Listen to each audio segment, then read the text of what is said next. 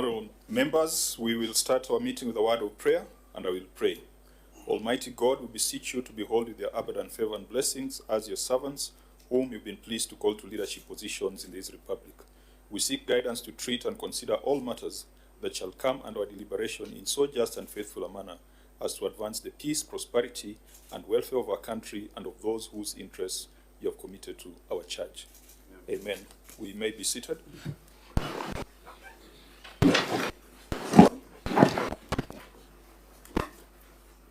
Honorable members, we started our meeting much earlier with a brief from the Office of the Auditor General and the other stakeholders.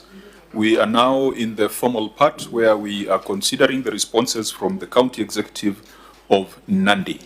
Could we start by adopting the agenda? The agenda is as laid out in the files before you, which is to consider the reports of the Auditor General on the County Executive Receipt of Revenue, County Revenue Fund for Nandi County for 2024-2025.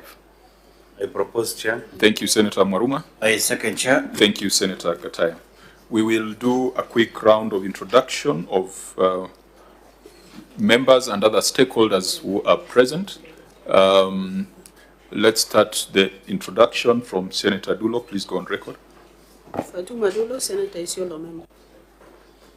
Good morning, Governor and your delegation. My name is Jones Maruma, Senator representing Taita Taveta, Vice Chair of this committee. Governor and your team, Chair. My name is Senator Mwenda Gataya, Baraganidi, member of this committee. Through the Chair, Governor and your team, Cherargei Kiprotich is my name, Senator of the Republic of Kenya, representing the great people of Nandi County.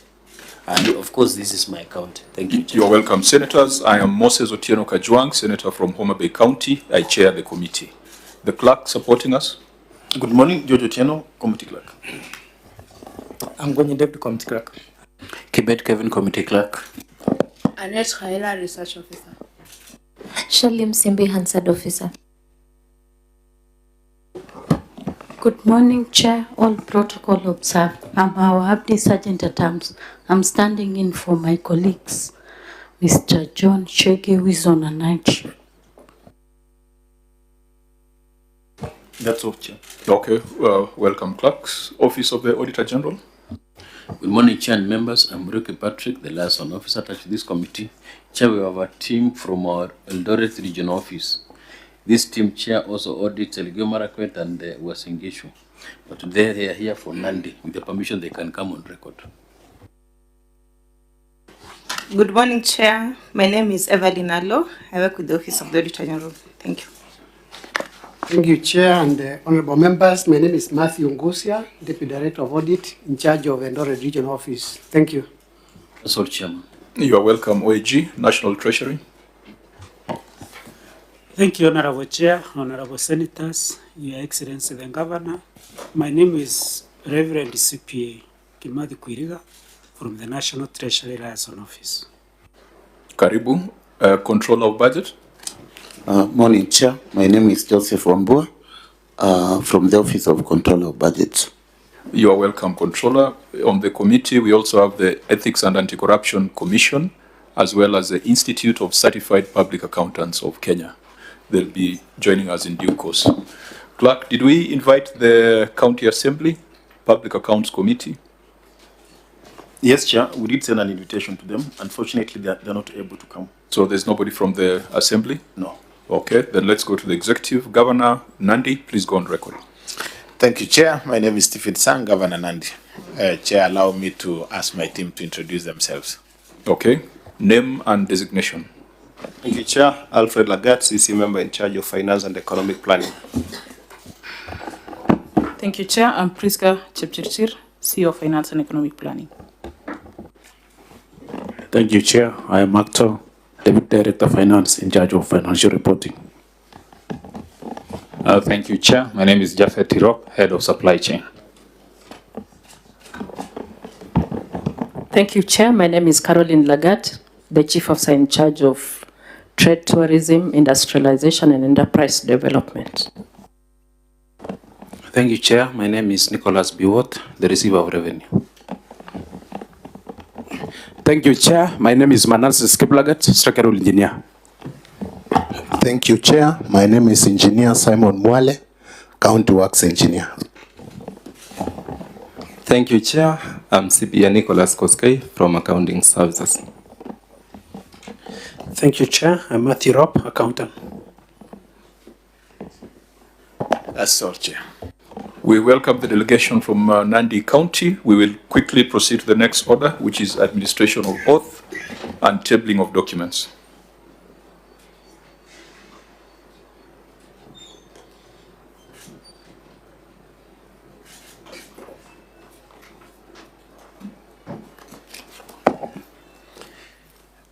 I, Stephen Kipyego-Sang, do solemnly swear that the evidence I shall give before the committee in respect to matters before the committee shall be the truth, the whole truth, but nothing but the truth, so help me God.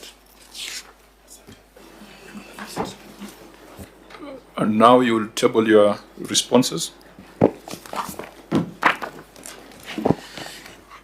Mr. Chairman, sir, I hereby table the following documents before this committee.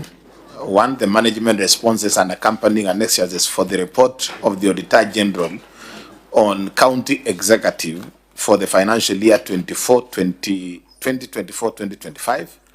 The management responses and accompanying annexures for the report of the Auditor General of the Receiver of Revenue Statements for the County Executive for the financial year 2024-2025.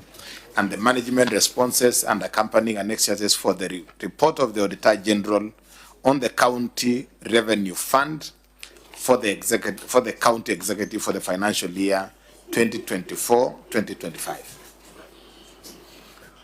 Auditor General, have you reviewed what has been tabled? Because it was supposed to have been shared with you 7 days to the meeting. And are you able to prosecute today? Thank you, Chair. Yes, we confirm that we received the response, we reviewed, and we are ready to proceed with the meeting. Thank you, Chair. Clerk, are we in compliance? Thank you, Chair. Yes, I can confirm that the county is in compliance. Okay. So before we get into the report of the Auditor General, is to reiterate the resolution of the Senate on the 31st of March 2026. On the 31st of March 2026, the Senate sat to consider the report of the Public Accounts Committee on the reports of the Auditor General on various county governments, including Nandi County. The Senate resolved to adopt the report of the Auditor General as is, because the Nandi County Executive failed to appear within the constitutional timelines to present action taken to close the matters raised by the Auditor General. The Senate further resolved to issue a fine in line with the Parliamentary Powers and Privileges Act of 500,000 on the governor in his personal capacity for failure to appear before the committee via summons on the 30th of March 2026. The Senate also resolved to compel the governor of Nandi to appear before it to give an update on measures taken to implement the resolutions of the Senate. Clerk, can you confirm whether the fine of 500,000 has been paid? Thank you, Chair. Yes, I can confirm that the fine of 500,000 has since been paid.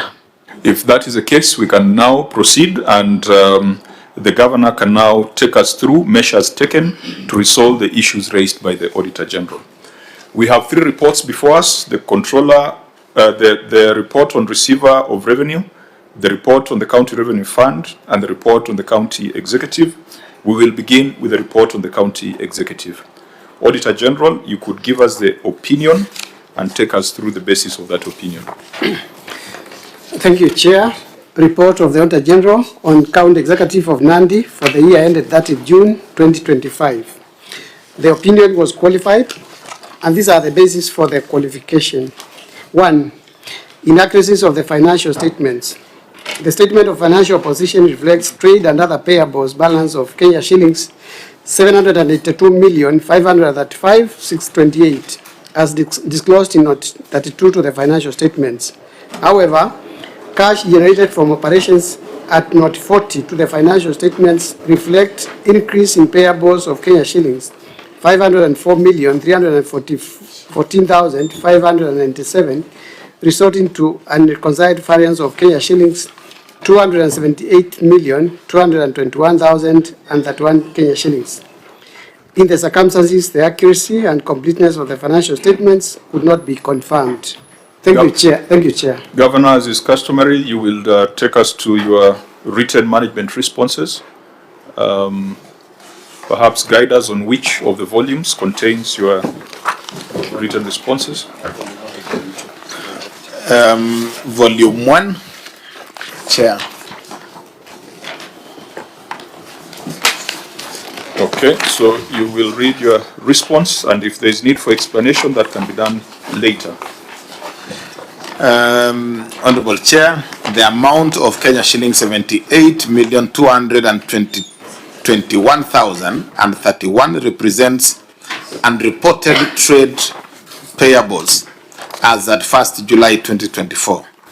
This previously undisclosed opening balance will be appropriately recognized, adjusted, and disclosed in the financial statements of the subsequent financial year to ensure the accuracy, transparency, and the full compliance with applicable public sector accounting standards. Thank you, Chair.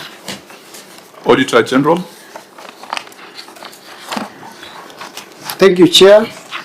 The issue remains outstanding because we have not received journal vouchers correcting the misstatement, and we are yet to audit the financial statements of 2025-2026 financial year to confirm the action taken to correct this misstatement. Thank you, Chair. Now, Governor, help us understand. These financial statements were done on 30th of June 2025. How can you have unreported trade payables of 1st July 2024? How does that arise? Maybe help us understand, because as at the closure of that financial year, you cannot be saying that there were unreported trade payables as at 1st July 2024. Chair, I request that you allow me to request the CEC Finance to give that explanation. Okay. Through the Chair. Thank you, Chair. As you can notice that 1st July of 2024 was the beginning of the financial year. So when you look at it critically, when we were casting this, we realized that as part of the tallying of the pending bills that were forwarded, this is an amount that ought to have been captured. So when we came to the end of the financial year, we noticed that the difference between what is in the statement of cash flow and the statement of financial position differs by this much, and we could attach a list of the pending bills that ought to be used to support this. So our discussion with the auditor is that to reflect a proper position of the payables, which is really the pending bills, we adjust it in the June 2026 financial statements, which is something we kept in view and we are currently capturing. Thank you. This is not a simple JV or reconciliation matter, Governor. This is a matter of recognition of debt. And there's no way you can close a year, then decide that your debt of prior years, which was not reported, and then you bring it on board. We had an entity here, I think was Wajir, which did the same thing, brought in 1.4 billion of debt that did not exist before. And there was no process, there was no methodology for its recognition. And I think, members, we dealt with that. So what assurance do we have that this 278 million is not manufactured debt? Because if it's not in the financial statement and then it suddenly comes up, then there needs to be another process of recognizing it beyond just raising journal vouchers. Auditor General, can you give us an assurance, because that's your duty, that this 278 from where you sit, you can see it and it is not manufactured, cooked debt? Thank you, Chair. This amount we cannot confirm whether relates to commitments by the county, because we have not seen the breakdown, and we needed to have this breakdown so that we could do in-depth audit of the transactions and confirm the accuracy and the validity of the payables. So we cannot confirm at the moment unless we see the schedule and we carry out in-depth audit of the balances. Thank you, Chair. I thought, Chair, the CEC has said that that schedule is available and can show what this 278 million stands for. Is that what you indicated? Yes, what I said, thank you, Chair, is that this reconciliation actually can be obtained because it relates to pending bills, and our figure of pending bills, the reason... Yes, for us to be productive with time, okay. The audit query says an unreconciled variance of 278 million. Even if the governor is not the numbers person, the numbers person should have provided that reconciliation. And then that would partially, satisfy the committee. Is there any reference to a reconciliation schedule? Any reference to an appendix? So that we know the 278 million, what is it made of? Are they trade payables? Are they staff payables? Are they KRA? Are they pensions? What are they? We have no visibility. Thank you, Chair. This actually, we have a reconciliation. I'm just asking my team to extract through the governor. Largely, these are three main items. We have items that were not there initially from our pension funds and other payments or pending bills which were still being taken through a process of audit. So allow us to just retrieve that and share it to this committee, Chair. So there are even staff payables there? These are all debts to the pension funds that were historically there but had not been. Of course, you break them down as staff payables, isn't yes. it? Yes. And if you go to note 32, staff payables is zero. Note 32. So how do we get the assurance that your financial statements present a true and fair picture of the enterprise, but particularly around debt? Around debt, because that's a significant matter. You can't say that all of a sudden you have just realized that you owed some people 278 million from 2024. I don't know, Governor, does this bother you? If the total stock of debt keeps changing every other financial year, is it a matter of concern? Yes, it's a matter of concern, Chair. However, we know for a fact that I think if you just allowed us to get the schedule, we can be able to get the schedule, because even pending bills, they normally go through processes. You know, sometimes you have some that have not been cleared, some that have been cleared. This pension, the outstanding pension payments, you know, we get updated by the various pension firms that we owe them money. So it's something that we should be able to have recognized, or provided the schedule. But as the CEC says, we can actually provide that. It's a matter of concern, yes, but we can be able to provide that. Yeah, just remember it's a 1 year, because in your response you're talking of unreported trade payables as at 1st July 2024. Yeah. Yeah. So if you are not worried that you have debt older than 1 year which has not been recognized, then you have a serious problem when it comes to debt management. But let me allow my colleagues to put in the question, or does he want to provide the reconciliation now to guide further questions? In the course of this, Chair, we'll be able to get that document. Yeah, but remember, the reconciliation was requested for by the Auditor General at the time of audit. At the time of audit. Remember, we adopted this report as is. And so the position of the Senate is that 278 million is unexplained debt. And I thought you'd use this opportunity to change that position. As things stand, we don't seem to have any explanation to the contrary. Chair, just allow me so that maybe I'm clear, is that the correct position of our debt is 782 million, which is accurately captured in the trade and payables balance. The difference arises from when now you're moving to the actual cash flow, which means the cash outflows. The cash outflows in this case indicates 504 million as actual cash as an increase in terms of payables. So the difference, the reconciliation, is between what we've shown in the cash flow and in the statement of financial position. But we've captured the trade payables position accurately. So that's... No, you haven't. Note 40 and note 32 must talk to each other, isn't it? Sure. So, can you tell us how the two are talking? One is 700, the other one is 500. Okay, sure. Allow me just to retrieve the financial statement. It's your clarity that we go to note 40, which is what you're explaining, and note 32, then they'll talk to each other. Can you demonstrate that? how the two are talking to each other? Yeah, sure. Just let me just get the copy of the financial statements, Chair. Chair, looking at, the true accurate position of an entity is in financial statement. The fact that, Governor, in note number 32 and number 40, you have not disclosed anything on employment payables, third-party payments, tax.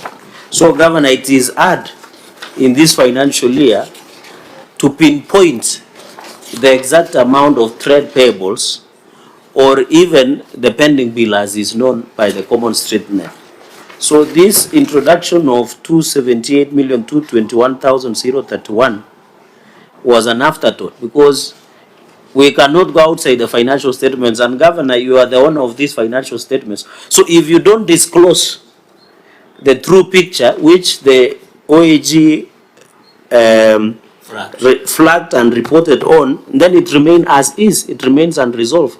And this could be possibility of a manufactured debt that is adding up and piling up to the trade payables or pending bill, which will affect, because you will have to budget to pay, which will affect the service delivery and development in Nandi County. So, Governor, if this 278 can be traced to somewhere, which your CC is saying, and which you didn't provide as per the Public Audit Act, what assurance are you giving us that, and I don't know, Chair, because the procedure of Parliament is you must table a schedule, I don't know how we'll rely it, this 278 remains as a variance and as manufacturers as is, because it is like you are walking in the street and somebody tells you, you owe me 100,000. Then you say, okay, I owe you 100,000, let me add in my liabilities. So, Governor, what assurity are you giving us that this was not a manufactured amount, and where is the schedule? And if it is there, I thought the OAG should have seen that document, because, Chair, section is it 34, 30, 32 and 35 Public Audit Act, it's an offense to deny during the audit period. And, Chair, all of us know that audit is a process, it's not an event. By the time from first meeting, management meeting, issues that have been flagged is there. And, Chair, maybe in conclusion, sorry for taking long, even, Governor, if you look at the prior year matters, in the previous financial year, this matter was also raised by the OAG.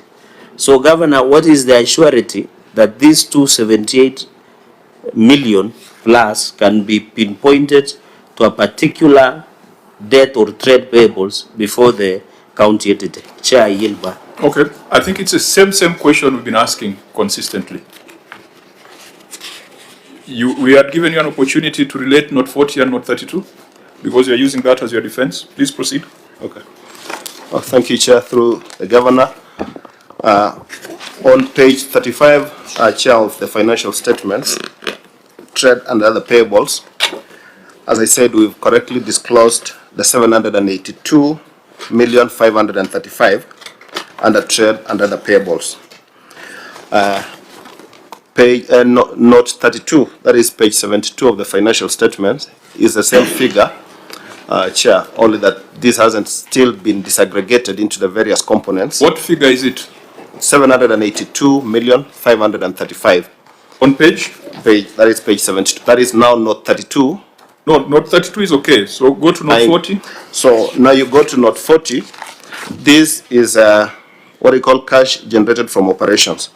That is where the variance, Chair, arises, where we are showing the 504 million being increase in payables, which is what we said there is a reconciliation between what we've shown on the face of the financial statements and increase in the payables. So you cannot say the financial statements are accurate because the 504 is a movement in payables for the year, isn't it? It's a movement, yes. So if it's a movement, if the two are to talk to each other, then you ought to have had some opening balance from prior year.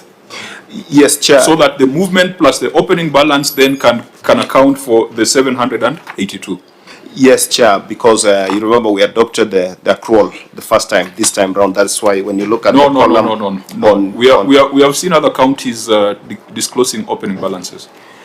Yes, you're right, Chair. We ought to have shown the previous pending bills, even when we're reporting in cash. But in this case, we did purely cash basis, and that is why the adjustment arises. And in what the governor read is that is not the explanation, CEC. Yeah. We might be fishermen and farmers here, but we have had 46 other counties here, and we have had the Auditor General. That cannot be your explanation.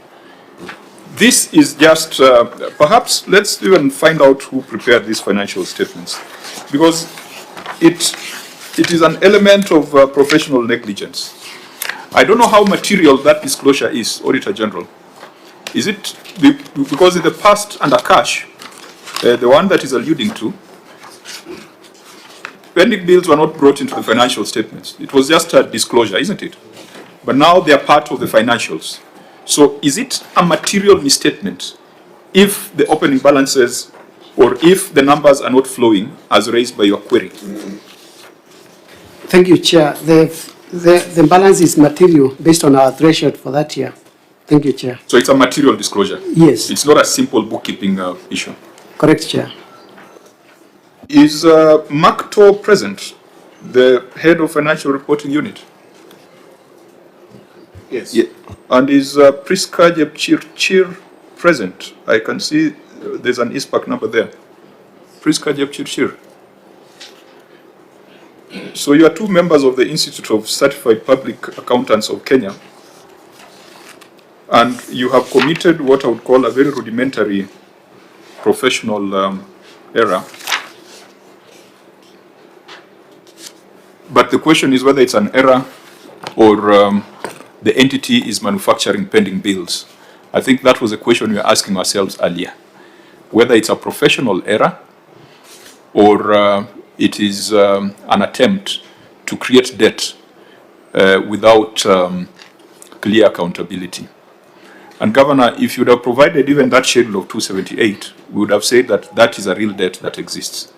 But 278 cannot be an accounting error. I don't think if we made it an accounting error, it will be a slap on the wrist.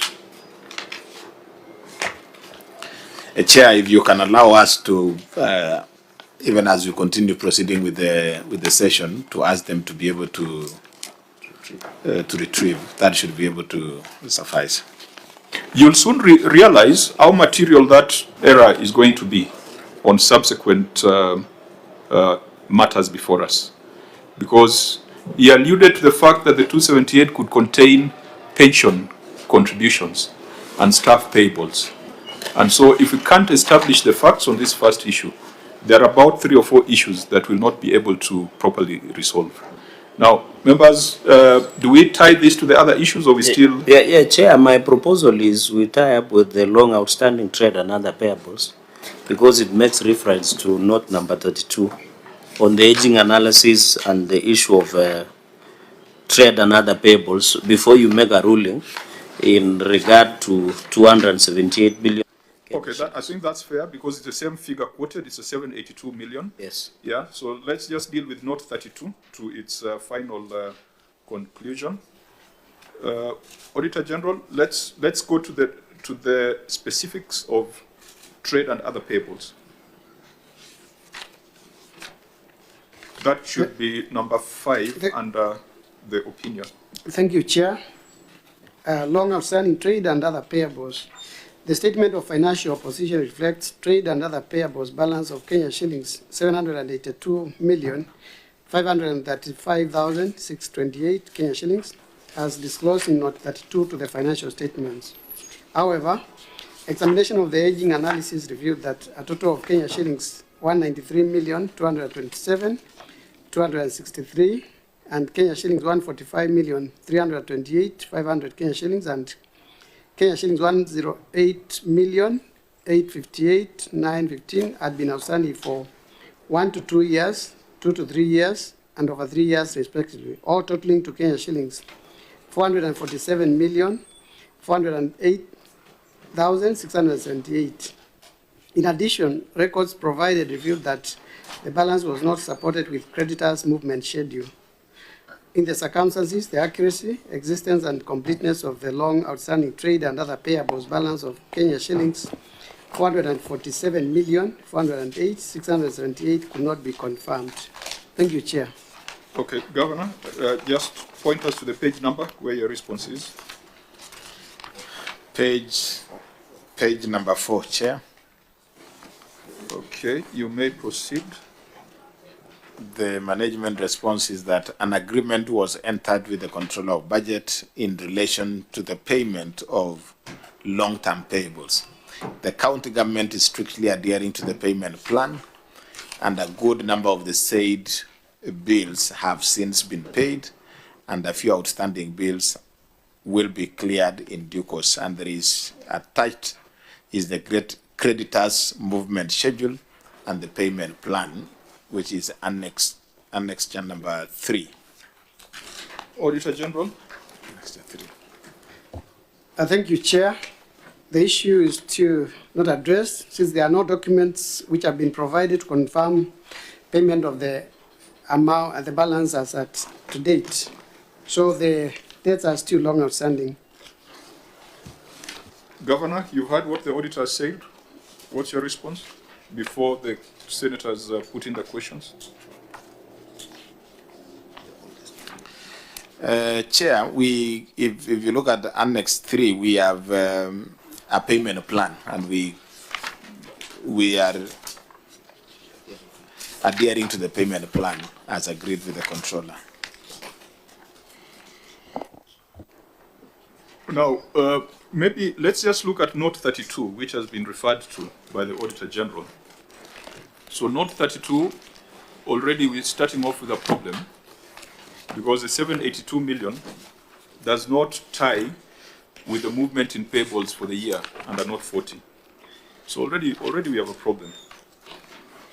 Secondly, Governor, if your movement in payables for the year was 500 million, shouldn't there be a relationship between that figure and debt under 1 year?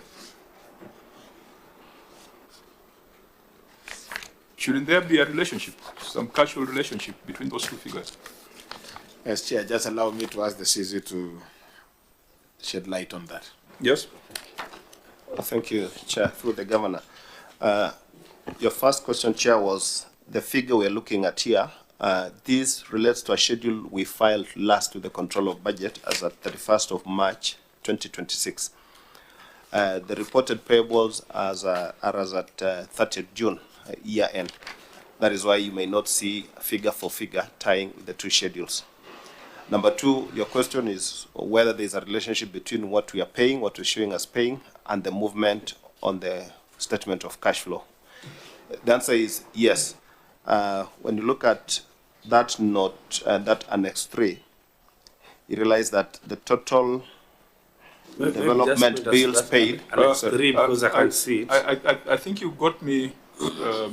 You didn't get me exactly. Maybe let me rephrase. I was not making reference to your annexure. I was making reference to Note 32 of the financial statement, because we are yet to internalize that annexure. I was asking for the relationship in the movements in payables under Note 40 and the schedule that you have here already. Of course, you had already discussed, and you have already. You are saying there's some 280-something million you're going to explain. But if your increase in payables for that year was 500 million, then shouldn't your debt under 1 year relate to that 500 million?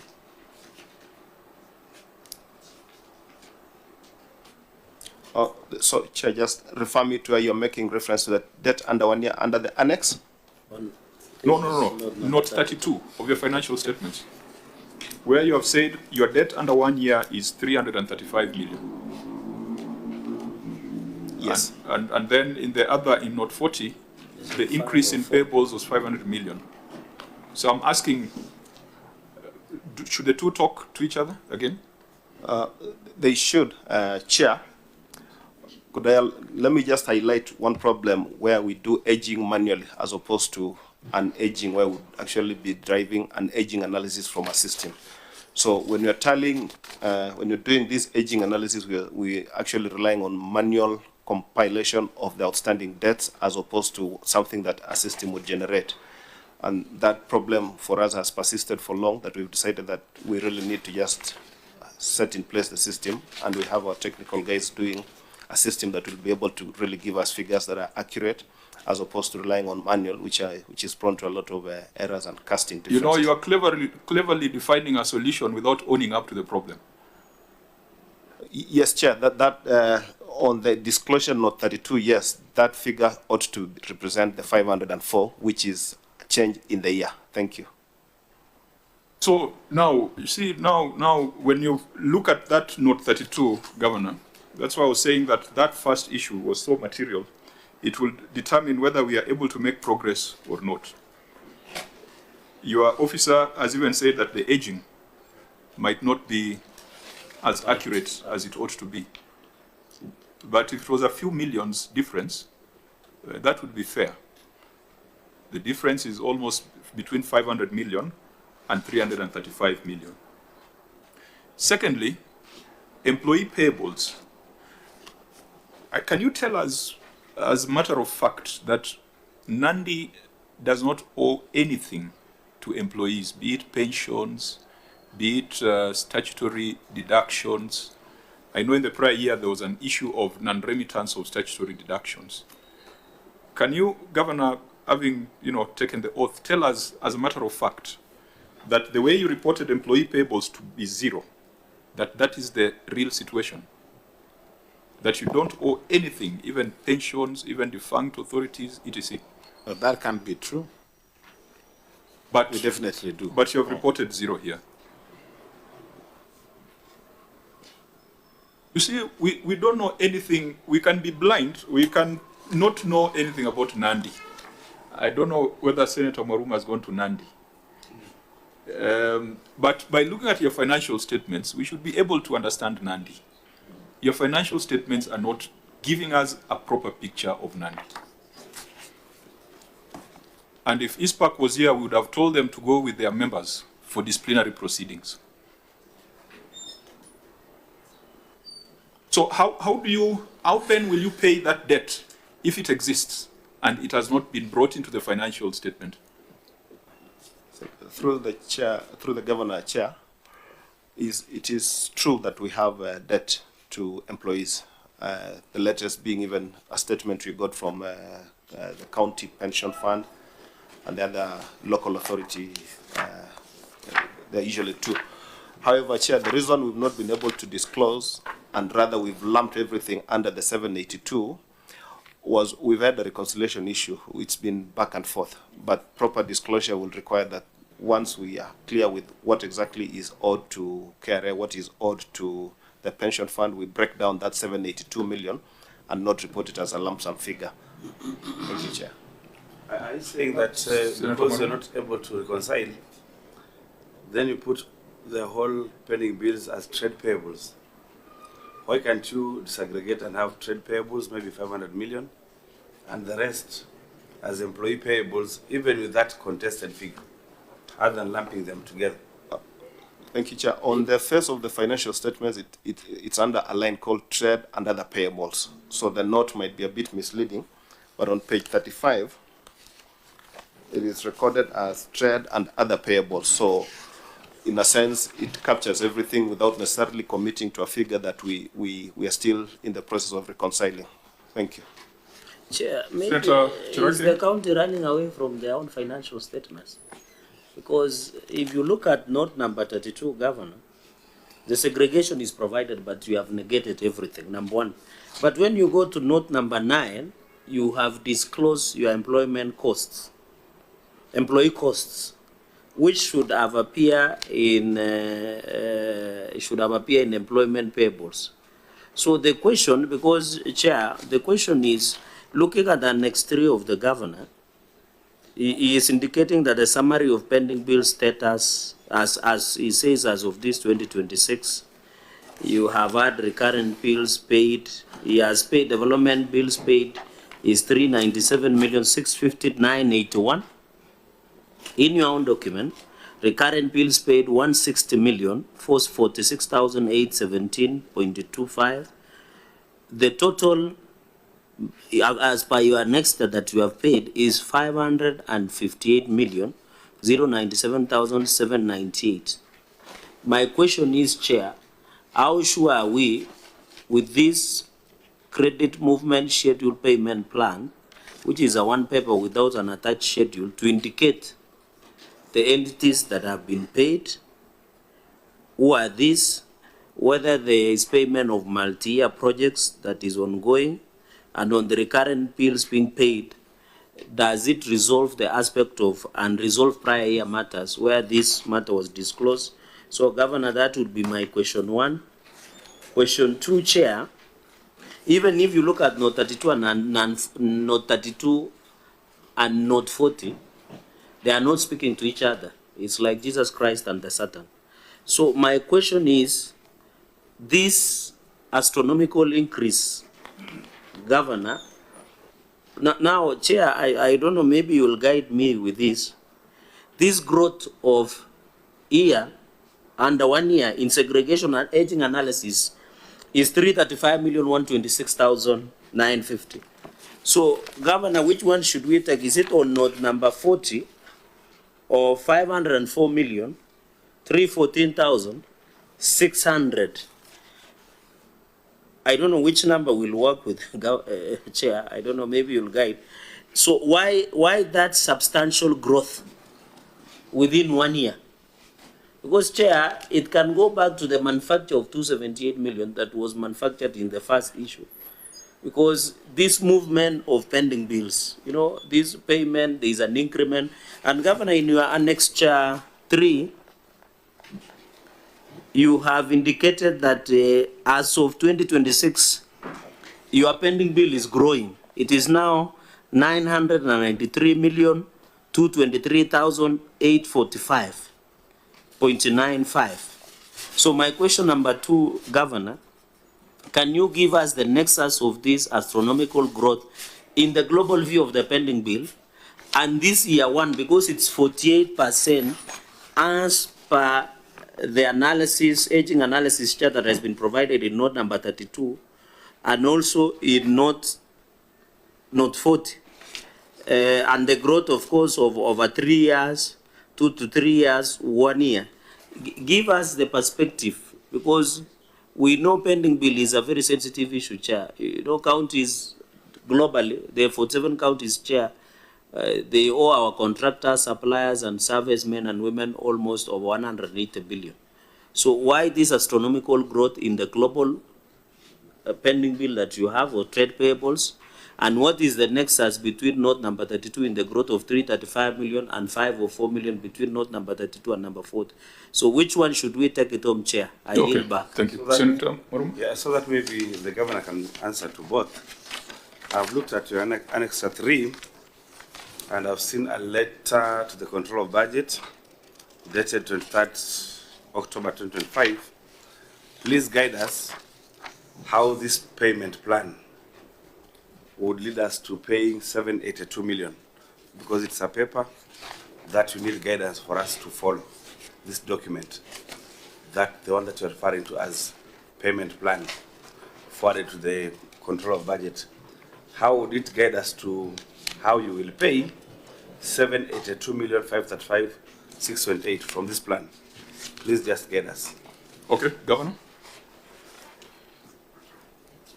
Thank you. Through the Governor, Chair, is that we filed this document to the Control of Budget as at 23rd October 2025. In filing, the advice that we have from the Control of Budget is that it is prudent to start paying from the oldest debts first, going to the newest. At this point, by the time we were talking of 23rd October, we had already, the pending bills had increased from the 782, which was as at end of the financial year, which was June, to 992 million, which was around the same October. So the filing was as at current period, as that October. So when you see the schedule attached with a letter, it requires that we show per department what is owed. So you can see the 13 entities showing that in quarter 1, this is the amount that we paid. Quarter 2, this is the amount to be paid.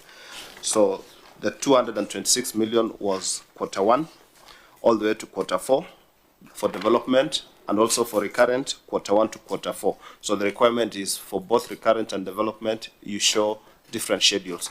Every time before requisition, we then are required to confirm that we adhered to what we wrote and committed ourselves to, and that has always been the basis of the approval of the requisitions. So in essence, then the 992, the 782 is inside the 992 million. Thank you, Chair. Sorry, Chair. Where did you get 992? I have 993. Or this is another document I'm having. The one you are having, the creditors movement. You see, members, one thing we must agree on is that if the financial statements are not accurate, then we are not going to make any headway in this conversation. And there have been various admissions by the county of things that they ought to have done that they are going to do, things that they could have done if they had better technologies. And maybe to put it in context, because we also need to go to another issue which will demonstrate the same problem, is that this year, Governor, you had 7.813 billion in terms of receipts. And you have reported here 782 million as trade and other payables. Having looked at other counties, it's not bad, it's not alarming, because there was a county that was here with 4.5 billion as trade and other payables, because that's about 10% of your total receipts. However, we cannot vouch for the authenticity of that number, because as you have admitted, opening balances were not disclosed. As you have admitted, the aging is incorrect. As you have admitted, you did not disclose things like staff payables. It appears as if the county does not understand what it owes suppliers and staff. So I would have been very happy to congratulate you for having some of the lowest debt to revenue ratios. But we can't get there. We can't get there when your own team is the one that is poking holes into the numbers. So, members, I don't know whether you want us to ask questions on the basis of a note and a figure that the entity itself has discredited. Because you have discredited it. That's why you have said you're going to make adjustments in the next financial year. That's why you have said you need better technologies to age. So even if you ask you questions around aging, already you have admitted that you have done the wrong thing. So members, from that perspective, how do we prosecute this matter?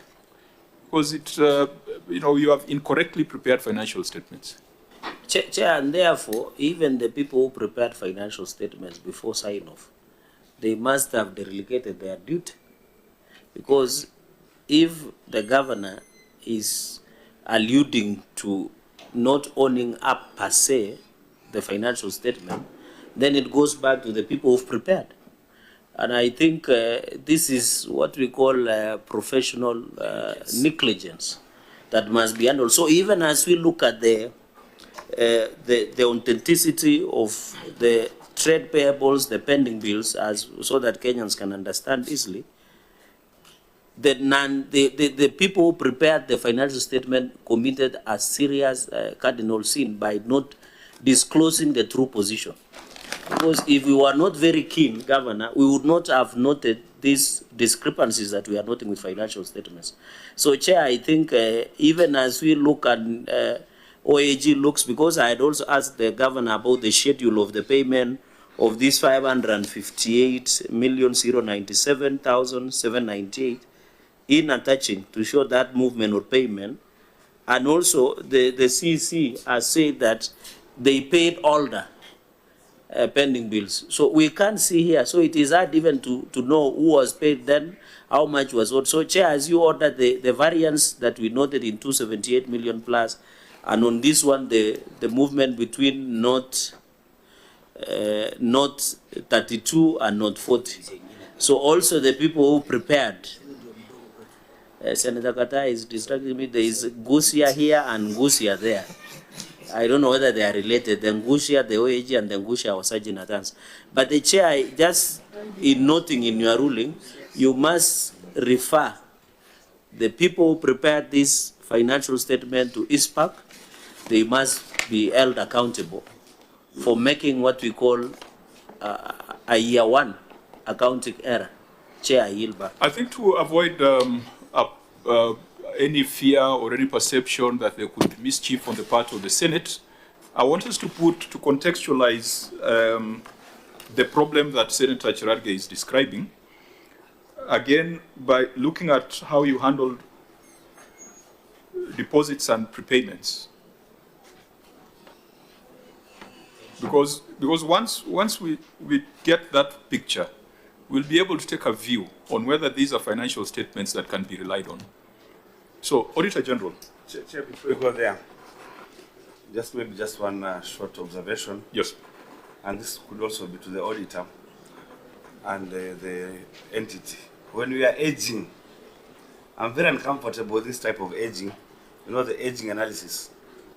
Trade and other payables under 1 year, then 1 to 2 years, then to 2-3 years. I've always been uncomfortable as a student of mathematics. I think maybe moving forward, we might want to just write in terms of months. So when we're aging, we say under 12 months. And then the next row would be maybe 13 months to 24 months. And then the other column would be 25 months maybe to 36 months. Because if you say 1 to 2 years in one row, then 2 to 3 years, how do you then disaggregate the 2 years up here and 2 years down here? You know, so that you can get the figures. I've always had a problem of this type of aging analysis. Maybe we need to change and start using months. Below 12 months, maybe 12 months to 24 months. Then the next one would be 25 months to 36 months. Then maybe over 36 months. Otherwise, this type of stuff, even for mathematics students, this is just wrong. I thought I should make that observation. Yeah, Auditor, you can always guide the entity, and maybe this should come from National Treasury, really, because they're the ones who issue the, the standards and templates, guidance on aging, so that it is factual. And then I take note of what the CEC was saying, that they're aging manually. I don't know what you mean by aging manually, but I believe this is something that even on Excel can do this. Excel can get you a proper aging, unless you are sitting under a tree and distributing the papers in some grids drawn on the. I don't think that would be happening in Nandi. So there's a problem. There's a problem here, as explained by Senator Maruma. National Treasury offer the right guidance, and then Auditor General ensure that they do as required by the National Treasury. Thank you, Honorable Chair. The Public Sector Accounting Standard Board is the one that's prescribed how these entries should be treated in the financial statements. And therefore, I would urge the county to adhere to that template, because it is very clear. Like now, for example, the opening balances, they were directed to have the opening balances as at 1st July 2024. To pick the balances they closed the year with in June 2024 and carry them as the opening balances for that year. So you can see the template is blank. There is nothing that is put there. So I would urge the county to adhere to the template, and they will be able to minimize all these errors. Thank you, Chair. Okay, that was an observation on the aging practice. Members, I want us to look at the next matter, which is explained in Note 33, so that we can take a view on the accuracy of these financial statements. And you'll still be free to ask questions that cross-cut from Note 32 to Note 33. Auditor General. Thank you, Chair. I seek your guidance. Which paragraph, Chair? The deposits and retentions. Okay. Thank you, Chair. Unsupported fundable deposits and prepayments. the statement of financial position reflects nil balance in respect of refundable deposits and prepayments as disclosed in Note 33 to the financial statements. However, the supporting schedule reflects Kenya shillings 62,967,157.59 Kenya shillings, resulting in an reconciled variance of Kenya shillings 62,967,159 Kenya shillings. In addition, it was revealed that the county executive operated deposits and retention bank account at the Central Bank of Kenya with nil balance as disclosed in Note 21 to the financial statements. The account was intended to hold deposit monies for payment to various suppliers and contractors. However, the cash book and bank reconciliation statements for the account were not provided for audit verification. In the circumstances, the accuracy, completeness, and validity of the nil deposits and retentions balance reported in the financial statements could not be confirmed. Thank you, Chair. Governor? Chair, the nil balances arise from the fact that a significant portion of the retention monies was reported as part of the closing balances in the county revenue fund. A prior year adjustment will be undertaken to rectify this position, and appropriate measures have been instituted to ensure that the matter is accurately addressed going forward. Thank you, Chair. Auditor General? Thank you, Chair. The issue is still not addressed. The action proposed by management will be confirmed in the audit of the 2025-2026 financial statements. And the misstatement remains as it was as at 30th June 2025. Thank you, Chair. Governor, we have the report of the county revenue fund here. Can you show us where that 62 million is accounted for?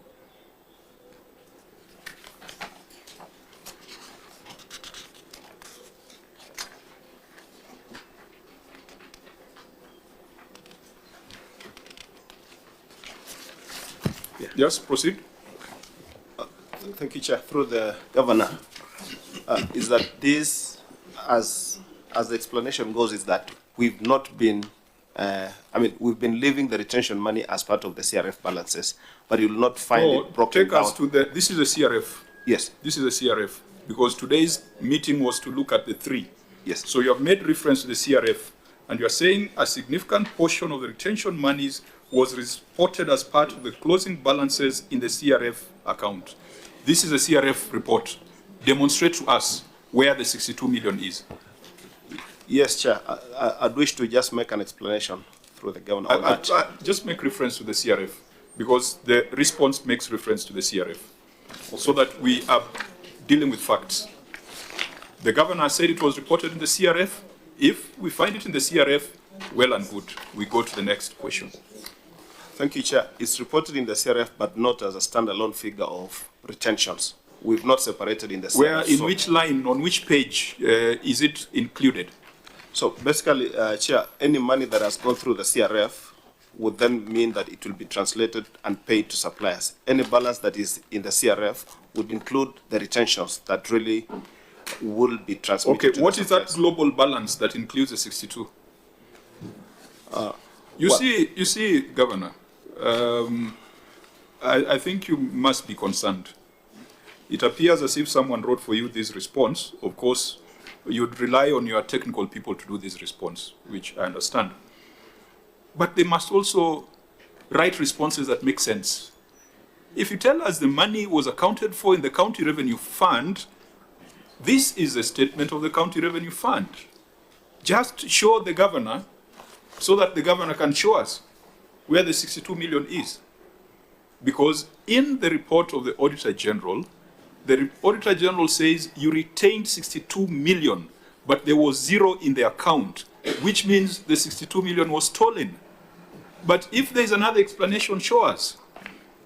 Okay, Chair. So this has been the trend of activity. Initially, we used to maintain a retention account with the commercial bank. Courtesy of the advice from the Auditor General, it was advised that that has to be maintained with CBK. So we closed the retention account at the commercial bank, paid out all the retention monies. we opened a CBK special purpose account for purposes of retaining and transferring the money. The practice has been, since we opened, what ought to happen is that as we pay the supplier, we then transfer the retention money to the retention account.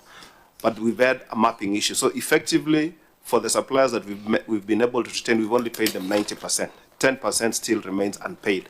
As soon as then we're able to fix the mapping, from our balances, what we receive from Exchequer, we'll still have to earmark and put it aside and transfer the whole amount, including the arrears, to that retention account so that we're able to pay. I'm sorry, Governor. This committee is driven by facts. If there's a fact in the CRF, please point it out. If it's not there, then let's go to note 33. Because I thought we'd get some salvation there, but let's go to note 33. So, Governor, what have you reported as customer deposits, prepayments, and total deposits in your financial statements? All of them zero.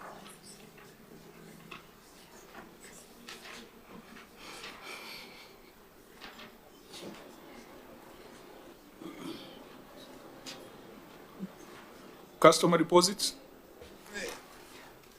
Is not in. It's Payments? Nil. Other deposits? Nil. Total deposits? Nil. Yet the Auditor General finds that there's 62 million that ought to be retained for suppliers. So where did the money go to if it was not reported? Chair, and in addition, retention money is contractors' money. It is their money. So if it is not there, it was probably stolen or misappropriated. Because even looking at, Governor, in addition to what you have asked, even looking at note number 21 and 21A on detail, even on special purpose account that the CCM Governor is alluding to, does not add up. And I thought OAG, the retention and deposits account should maintain on its own because it is the contractor's money. Can I take retention money and give it to the employee cost as per the law? Then the procedure of reallocation under the PMF Act, Chair, even if the Governor was to tell us he reallocated, then there must be legal procedure of that movement. So this 62 million, even if you look at note number 21, 21A, and you look at note number 33, which has reflected zero, this money cannot be traced, Chair. This 62 million, unless whoever prepared, even I've looked at the CRF account, financial statements that the Governor is trying to allude to, it is not traceable. Because even if it was in a global figure, it should have been reflected in the CRF document or the statement of the OAG. So, Chair, I think looking at all these, since there is no movement, and you know they say numbers don't lie, other things can lie, it is hard to trace where this retention money of 62 million is. And it points back to the initial disclosure of financial statements. Okay, I want to hear from the National Treasury because they've given us guidance on this matter in the past. Thank you, Honorable Chair. Probably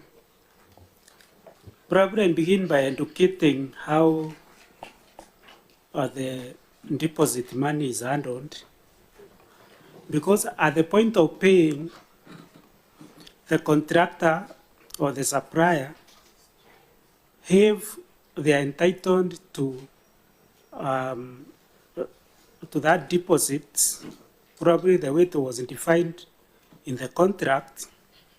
That is, at that point of payment, that is when you feed in the IFMIS the percentage that should be retained.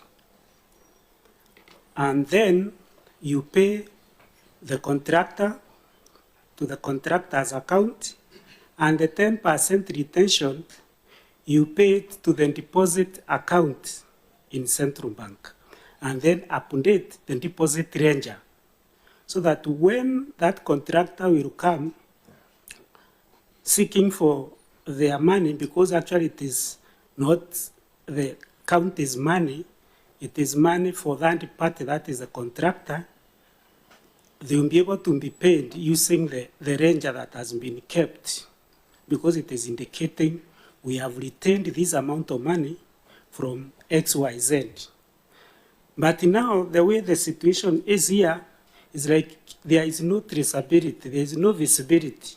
I'm even wondering when that contractor will come, how they will be able to know what they have retained for that contractor. It will be chaos. Governor, you have heard the concerns from members from the National Treasury. You have correctly read your statement. There is zero, but the auditor has found the 62 million owed to suppliers. How do we, what is your view? I know in the 11th Parliament we are within the Senate, so assuming you are sitting where I'm sitting, what would you make of this?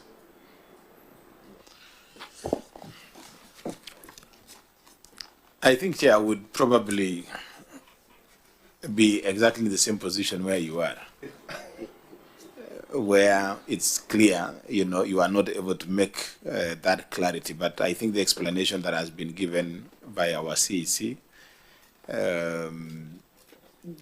explains that when we opened the retention account at the central bank, we had a mapping issue. It wasn't, we were not able to operationalize the account at that time. But the fact that we did not operationalize that account at that time did not mean that the retention money was, the retention was being retained within the CRF, so that the contractor was being paid is 90%, the 10% retention was still remained within the county, and when the time comes for the contractor to be paid, pending sorting out the mapping issues in the central bank account, then we just budget for it and the contractor is paid. Of course, it's clear, for every contract, it is the percentage for retention is known, so it can't be chaos because it's known that this was the amount of the contract. He was paid 90%, 10% is outstanding.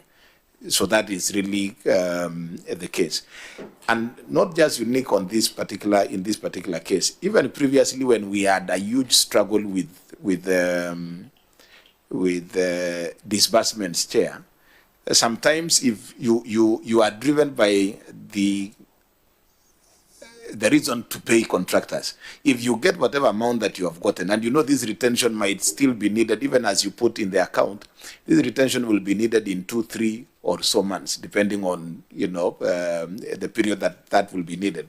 So if you do not have all the resources at that time, some, cash flow management situation that practically we find ourselves in, is you pay the contractor is 90%, as and all the other contractors, sometimes you actually are not able to save enough to directly transfer to the retention account at that particular time. But since you know that this amount will not be needed for the next at least 2 or 3 months, you can still pay the contractors as you wait for the resources to come. And when the resources come, you are able to, set aside that amount. It may not be the right thing to do, but sometimes it's a practical way of dealing with cash flow challenges that we have had. So, Chair, if you then would give us the opportunity to, together with even the schedule for the 270, because I think there are quite a number of outstanding, clarifications that we have to make on this particular audit query and the 2 previous ones. If you then can give us or, direct us to work out on this, we can be able to do it. No. At this point, Governor, yeah. And I think when you explain it for very long, it means that even you are making up words, on the go. Are you satisfied with that explanation, particularly the one on record, the one that you submitted, the one you tabled on record? Is that the explanation that we should take, that we should go back to the County Revenue Fund? Yes. But I have shown you the County Revenue Fund statement so that you can show us where the numbers are, and you've not been able to. On the flip side, Chair, because the schedule of those who are supposed to be paid is there, adding up to 62 million, 0.9. That schedule is there. But then we are trying to locate the money in the accounts. That money is not there. So then how do you intend to pay if you are to take the governor's explanation? If the suppliers, the contractors come for their deposits, how do you intend to pay? In the current budget, do you have maybe a budget line for this 62 million? Because from the records, it's not there. It's not in the accounts. So how do you intend to pay that? But also let's remember that money is retained and money is already approved by the control of budget. Correct. Control of budget, is that the case? Yeah, that is very true. So you can't come back again with a fresh requisition? It is in addition, what money that is statutorily deducted from the employees and is supposed to be given to pension schemes or any other form of statutory deduction is the money that has already gone out and has been approved by the COP. Just like retention money, and that is why I was saying this contractors' money. So when you go and blow it back, either through reallocation or moved that movement, then it is already unprocedural and illegal. So you cannot budget again, Governor, for something that has already been approved by COP. It's already there. And then again, reallocations can happen in certain circumstances, but there is a procedure.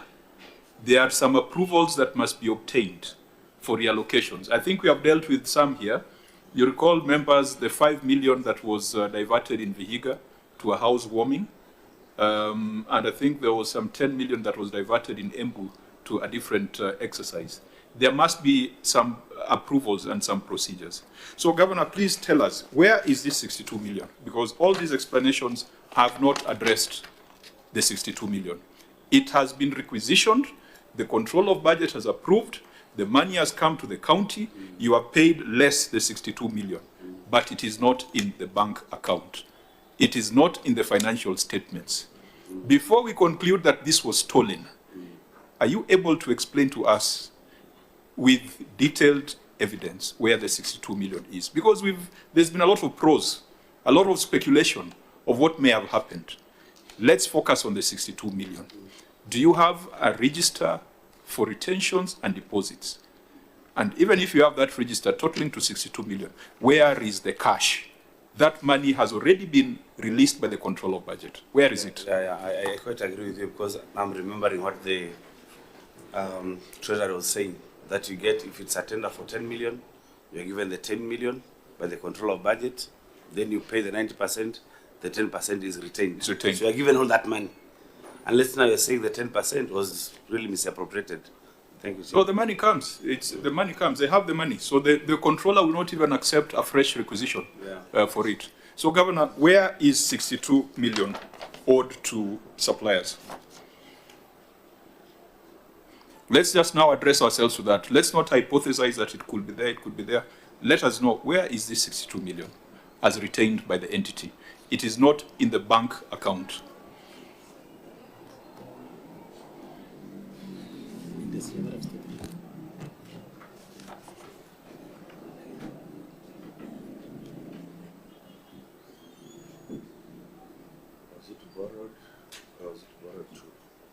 It is not reported in note 33, it is 0.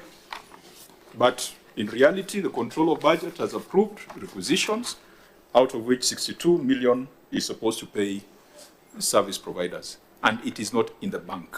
Whose pocket is it in? Through the Governor Chair,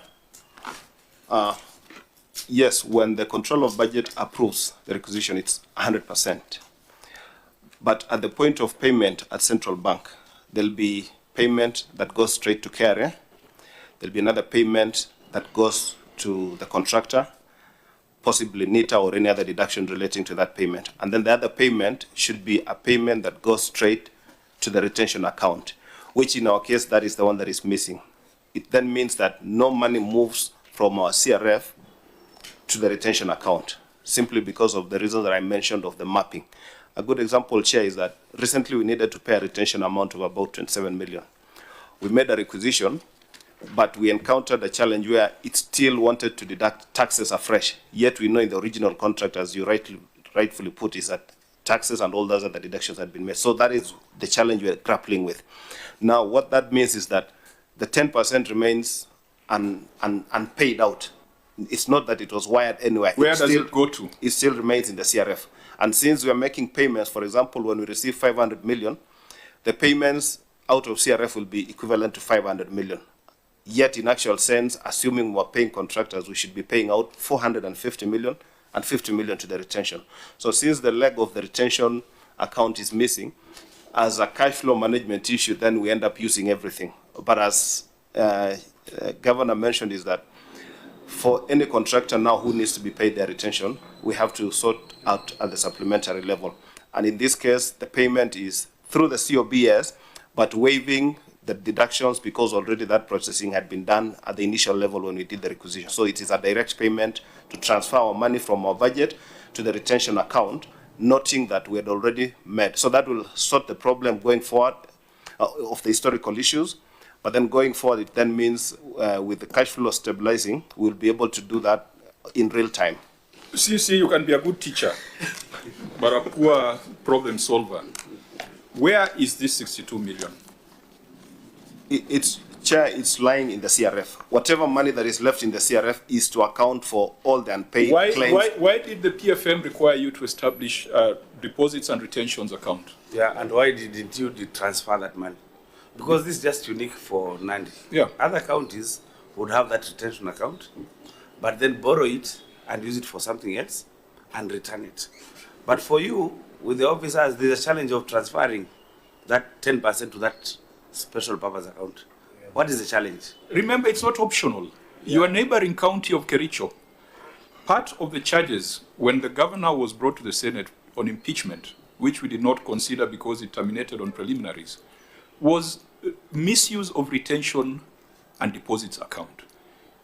It's something significant that it can lead to the impeachment of a governor.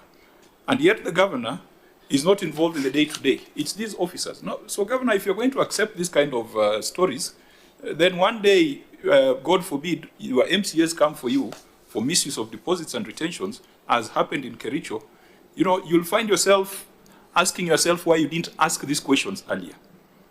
There's a reason why that account must be established, and that requirement is in statute and in regulation.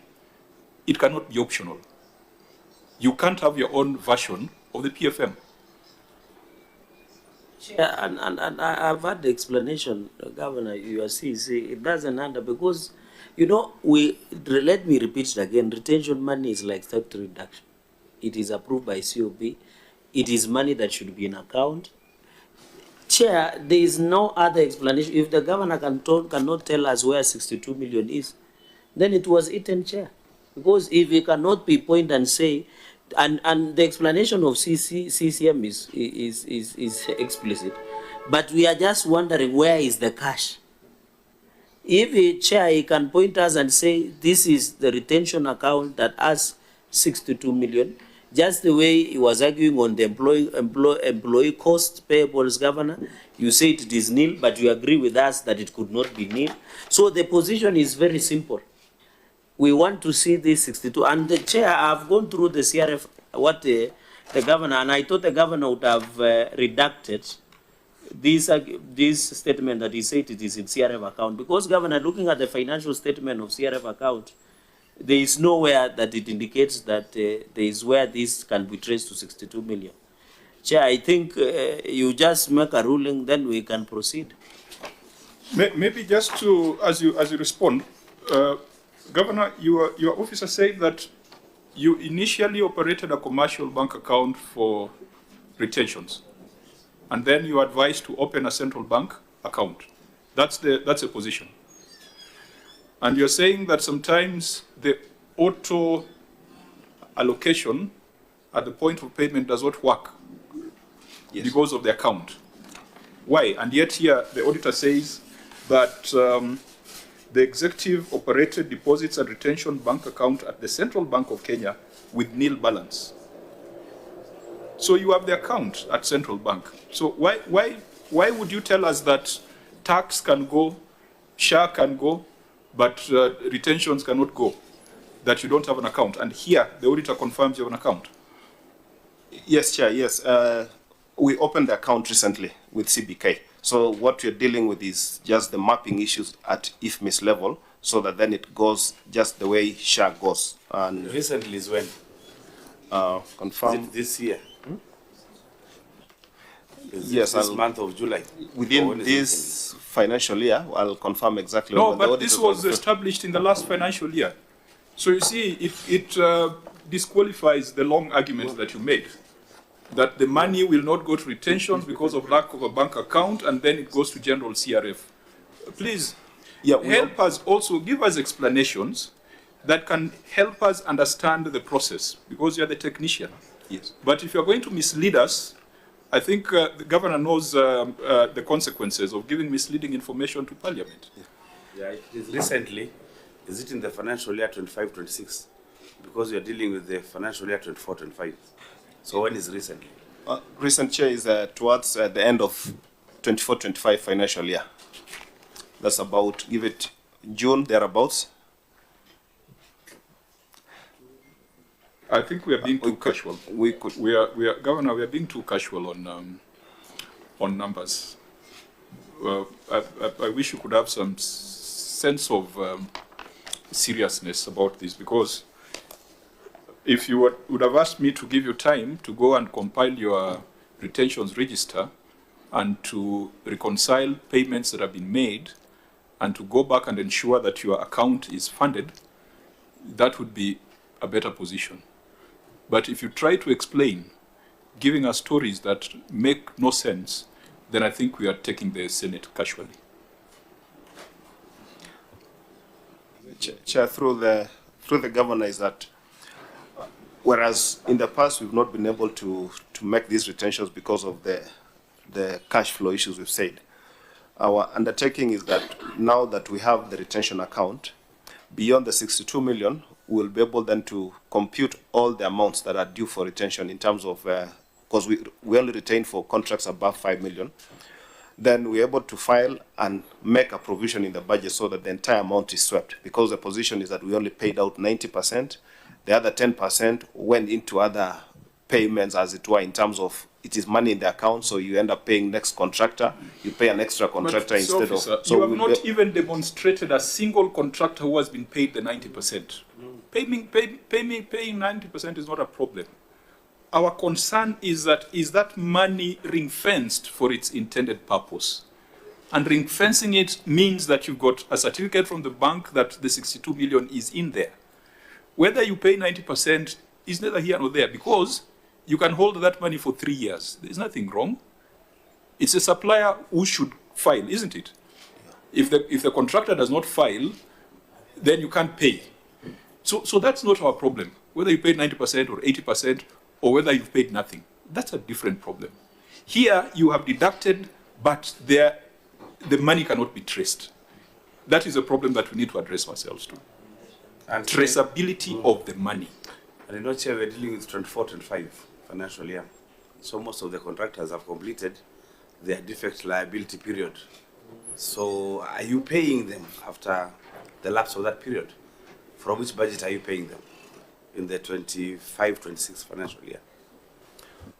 Thank you. Through the governor, is that, well, we are lucky that most of our projects are really small projects, 2 million, 4 million, 3 million, which we don't retain. So oftentimes that is 100%.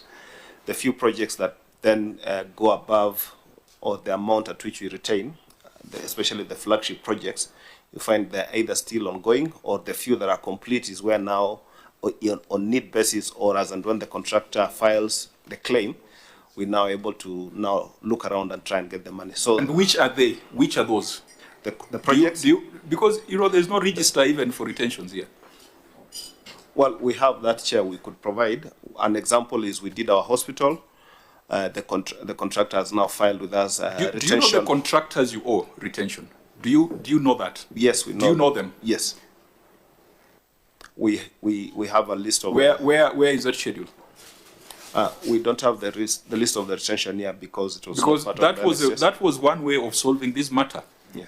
To demonstrate that, yes, you know the people you owe 62 million. Yeah. So even if their money is in CRF, but you know. But you have come with nothing. Actually, Chair, my reading of this query is that the auditors found from that supporting schedule of 62 million for the people who are owed the deposits. But then the money is not there. I think that schedule must be there. It's there. Yes, Chair, the schedule is there. We know who owes us. It's only the money.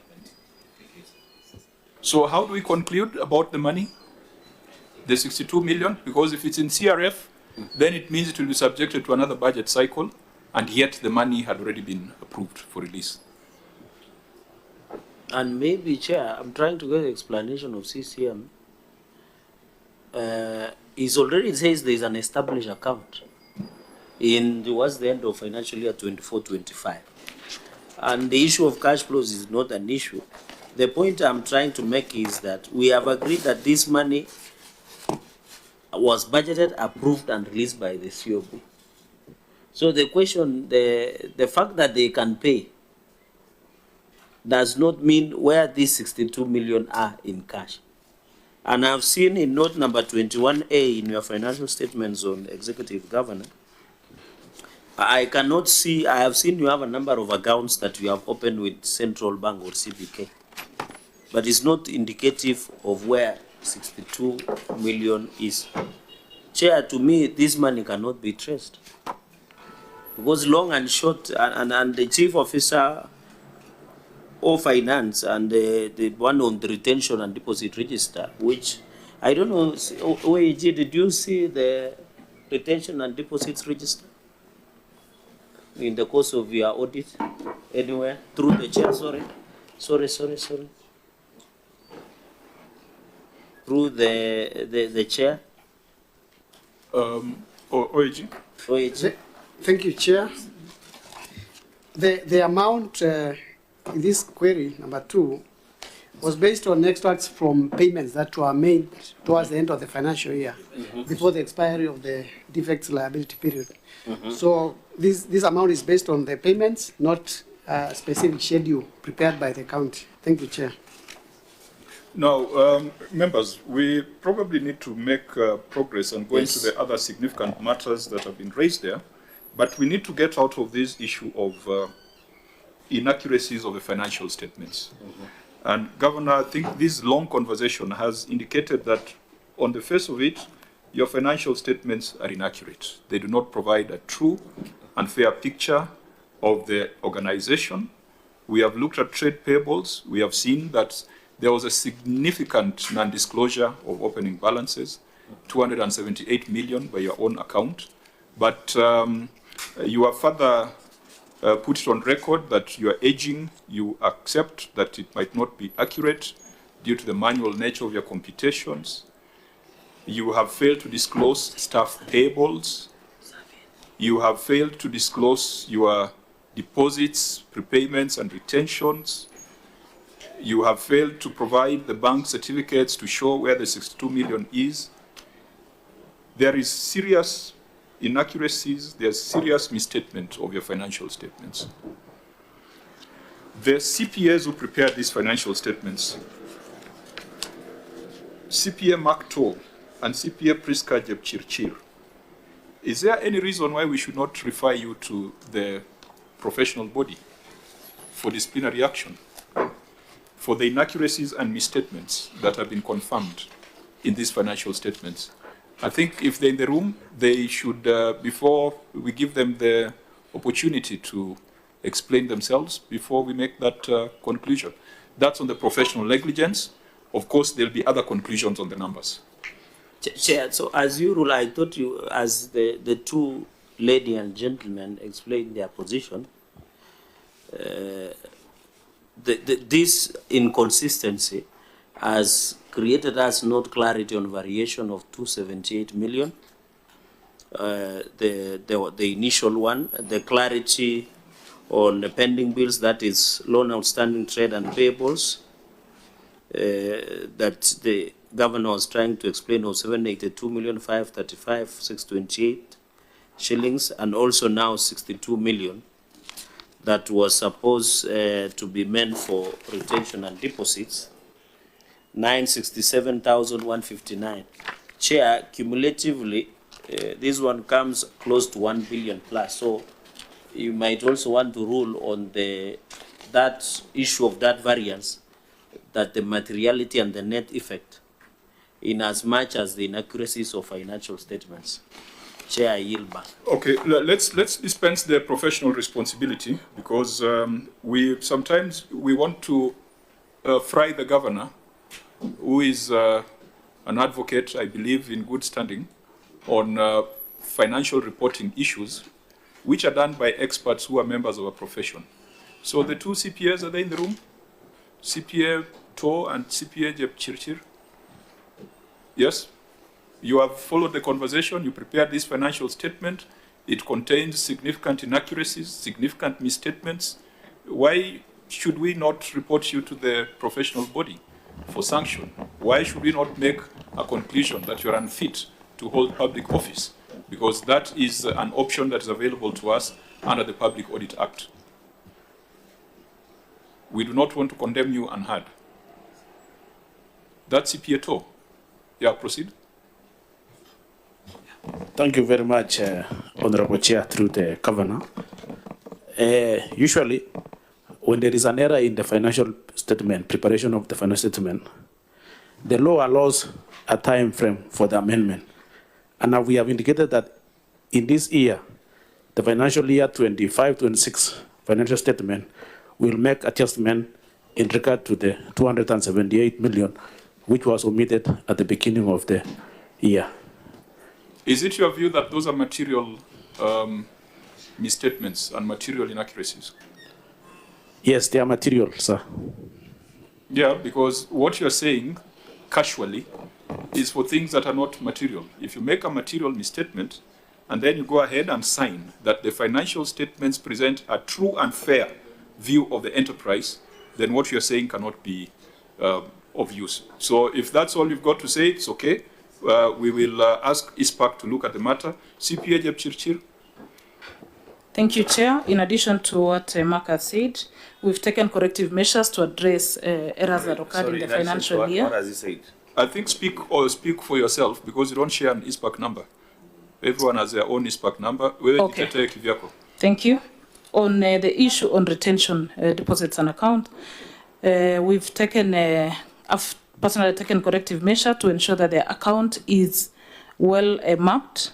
And in the current financial year ending 30th June 2026, we've been able to wire deposits as and when we requisition for projects that are due to be retained, and the auditors will be able to verify this. So that's in mitigation, but you agree Yes. that there were serious misstatements and inaccuracies in the financial statements? Sure. On retention, it was the challenge of us moving from the commercial account to the CBK account, which gave us a challenge of mapping, but we were able to be assisted by National Treasury, and our account is now active and well able to take care of retentions. Well, it's like stealing my bicycle and returning it. I don't know whether the law will let you off. The theft must be dealt with. Returning it is at another level. So, members... Chair, maybe the two officers saw in this, because these are basic errors, so the governor take administrative action, or you order their retraining? Because I remember in the last we had an argument, and the head of supply chain then and Mark, so we had similar issues that were reappearing on the signing of financial statements. And if it points, and Chair, and you know, Nandi, where I come from, and like your place, I know where you come from. When you throw a stone, you could hit a professor. We are fairly doing very well. So my only concern is Priska and Mark saying, do they have challenges of capacity? Because I know the problem, Chair, and Governor will agree with me, is most of these things are prepared by junior accountants. Because the lady and gentleman are wadosi. They just come and sign and go away. They don't go through the financial statements. So, in other words, CEO of Finance and Mark, are you saying you need retraining, the capacity, the ability of the department to be able to generate the true and accurate position of the entity in terms of financial statements, Chair? Because if I was to become the governor, God willing, these are things you take very firm position, because I wouldn't want to be brought here for impeachment because an officer somewhere committed an error somewhere.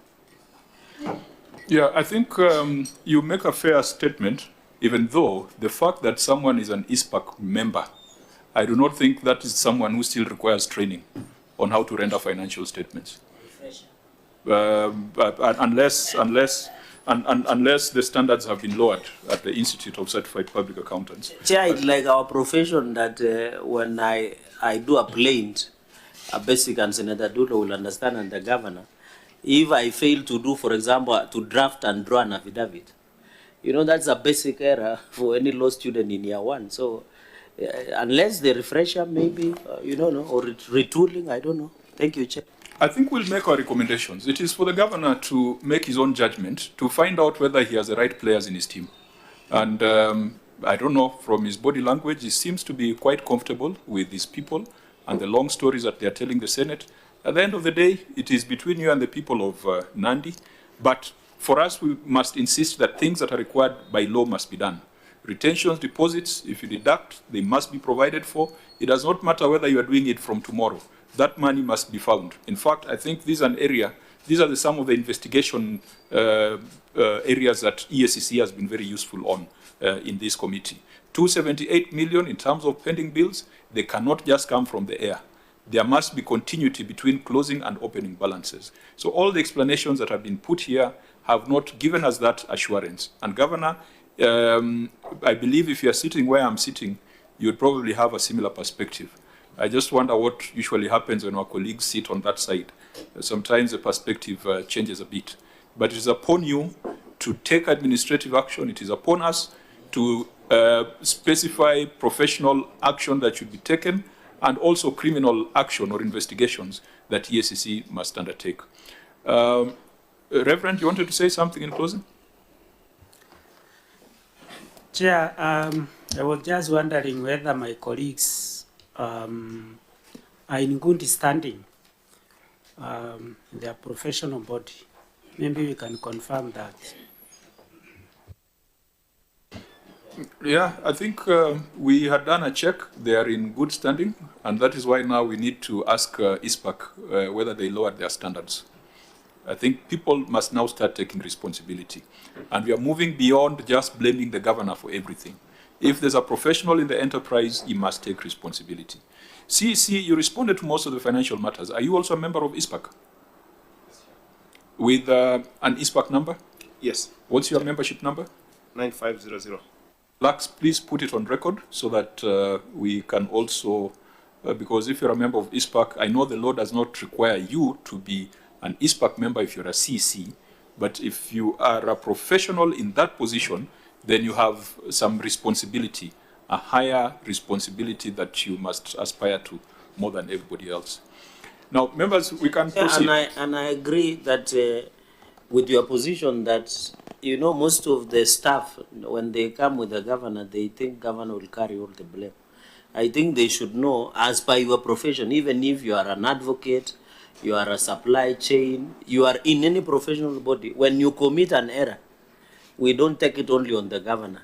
They even human resource, they must be held accountable. And this should be a lesson. I know in the last engagement with Nandi, we had not taken this position as a county where we go individually for a specific profession outside the accountability being held against the governor. So I think members of staff who normally come with the governor should note that despite that the governor will be held accountable after taking the oath and tabling the management responses, the individual professions must be held accountable. And I hope it will bring sanity among our counties and also bring seriousness in terms of accounting in our entities. Thank you, Senator, for that emphasis. Unless, Governor, you have something to say, we will move to issues of HR. In HR, in the prior year, there were 14 audit issues that were raised, and we will come to prior year issues to confirm whether they've been addressed. But let's deal with what was reported in this financial year. The numbers, variances in amounts between payroll and employee costs. Auditor General, please read your finding. Thank you, Chair. The statement of financial performance reflects employee costs amount of Kenya shillings 3,372,701,751,000 as disclosed in Note 9 to the financial statements. However, recasting of payroll records revealed total employee cost of Kenya shillings 2,000,000,000 833,070,772 Kenya shillings, resulting to a reconciled variance of Kenya shillings 509,630,979 shillings. In the circumstances, the accuracy and completeness of employees' cost amount of Kenya shillings 3,372,701,751 Kenya shillings could not be confirmed. Thank you, Chair. Governor, you may respond. During the financial year 2023-2024 financial year, the county experienced delays in settling the month of June gross salary and associated statutory staff deductions for the month of May due to the late release of the June exchequer disbursements by the National Treasury.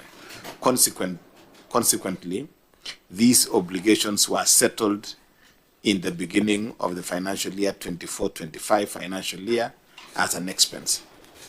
Is there any record to support that response, Governor? Because the auditor says there is an unreconciled variance of 539 million. I thought to respond to this, you would say what you have said and then provide an annexure that confirms that amount. It should have been very straightforward. We have a reason that sounds plausible, but we have no evidence to back it up. Governor? Or auditor, were you provided with any documentary evidence to resolve that?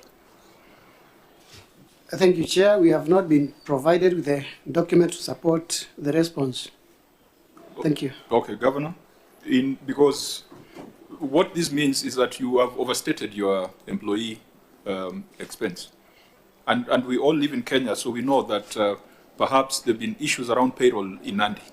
So you cannot leave a matter like this undefended. So otherwise, people will say that you are paying salaries to ghost workers. So do we have any schedule to support your response? Chair, we do not have the schedule, but we can provide. Secondly, what then was the true cost of employees for that year? For the financial year, what was the true cost? Because it determines a lot of things, including your fiscal responsibility indices. The true employee cost was 2.8, 2,833,700, and the one that is indicated 2.8 billion. Chair, if you look at note number 9 on employees of posts, and Chair, I'm not in a very good mood today. You know, Brazil lost yesterday to Norway. So, Chair, I wish the day would have been better. Because my brother and friend Governor, you were not ready, or the people are letting you down, because basically you should have asked where is an attachment to show this movement. Because even in the previous argument you had given, you had not even indicated that you are paying a pension scheme. But I can see here you have paid 32 million in pension and other social contribution, 32,500,000 and 261. You have paid compulsory national security schemes at 10,399,000. Other personnel gratuity on contract 1 million. It comes to 3,372,701 shillings, 701,751. So now you are, so this is the financial statement of this year under review. So when you tell us about the true actual cost of 2 billion plus what you are indicated on record, where is it? Because, Chair, I agree with you. If you want to know how Nandi looks like, you don't need to know Cherargei or Governor. You need to look at the financial statements. It should speak to itself. So, Chair, where does the Governor get this true actual spending on? And of course, I'm aware there were issues with the payroll, and it is matter that is under investigation by the ESCC. But the true actual cost, this variance of 539,630,971 And when, sorry for taking long, when you go to basic wages of temporary employees, you are paying 26,228,750 as per note number 9 in your financial statements. Even if you look at the audit query which come later, Chair, you can see, I think it was, sorry, just give me a minute so that I tie up my argument, Chair. When you look at audit number 6 on the reduction of employees and the spending the actual total cost, and even when you look at, Chair, sorry for I wanted to tie up, or even that were paid outside human resource integrated system.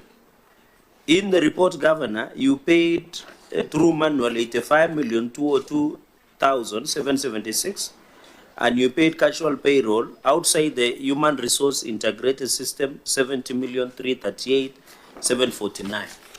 This is huge amount, and therefore, when you come at variance of 539,639,979 Kenya shillings, Chair, then the governor should assuade us not to believe that they were ghost workers that were paid. That is why they could not trace 539 million. So can the governor assuade us not to believe that the payment outside the human resource integrated system of casual and temporary employees as disclosed under note number 9, can he rest that so that it becomes easy to proceed? I yield back the mic, Chair. Okay, Senator Maruma, so that you can answer jointly. Yeah, thank you, Chair. Governor, you know, when I look at the query, you stated that the employee cost was 3.3 billion, but then upon recasting, the total employee costs came down to 2.8 billion. And in your explanation, you are saying that it's because there was late exchequer release, and so of the previous year, and so the payment for the employees was made in that particular year, so it hiked the employee costs. But I thought if there is late exchequer release, then that figure should appear as an employee payable. It should appear as a pending bill. Why should it appear here as a real cost to be paid for that particular year? I thought it should be a pending bill. And then again, I agree with the Chair that where is the schedule? The evidence showing that employees were not paid in that particular year or the previous year, and they were paid in that particular year. Hence that variance. So I think that needs to be explained better. Governor? Through the Governor, Chair, the 539 million is actually for 23-24. It's a figure for the previous year, not the year under audit. And that's what I'm saying. Yes. It is for 23-24. Yes. In 24-25, it should have appeared as a pending bill, because then the pending bills would be more because there was late exchequer release. And then you have to demonstrate that because of the late exchequer release, the pending bills were high, but then these were the people who didn't pay, and now we have paid, and so that deals with that variance of 539 million. Shushe, even if you look, CC, before you respond, even Chair, if you look at note number 32, as you have said, if it was an expense that was carried over, even in employees payables, it is still nil. So if you were reflected in your financial statement, note number 32, we would have seen that movement. It would have been easy. Yeah, it should have been for maybe as an opening balance, because it was subsequently cleared. Auditor General, if this related to salaries for prior year, should it have been reflected as an opening balance? Thank you, Chair. Yeah, it should, under note that too. But then, because the county is transitioning to accrual, this expense should not relate to the financial year 2024-2025, because it would have gone back now to the previous year. Because what they're supposed to report now is the actual payroll cost for 2024-2025, because they're reporting on accrual now. Thank you. Okay, the long and short of it, is there any evidence to support your assertion that the 539 was May and June salaries? I think that would be a very easy thing to substantiate, to avoid all the speculation that is going on. Yes, Chair. Really, we can get the payroll for that last financial year for 23-24, which shows the 539. And just, Chair, to clarify is that 23-24 we reported cash basis. So by the close of the year, 539 million was nowhere. So for prudence or for full disclosure then, we ended up capturing in this year, because it wouldn't have been anywhere in the previous financial year because it was cash basis. But truth is, going forward, we're actually able to just show salaries for 12 months as it is. The reason why I'm frustrated is that this could be the fourth matter where you are asking to go back and get proper evidence. We started with 278 million. We went to 62 million. We are now on 539 million. You have requested for time, and generally you've requested for time to address the other issues under trade and other payables, as well as refundable deposits and prepayments. Are we ready? Governor, do you feel ready to proceed with this session? Because the critical matters that make the financial statements stand or fall have been queried.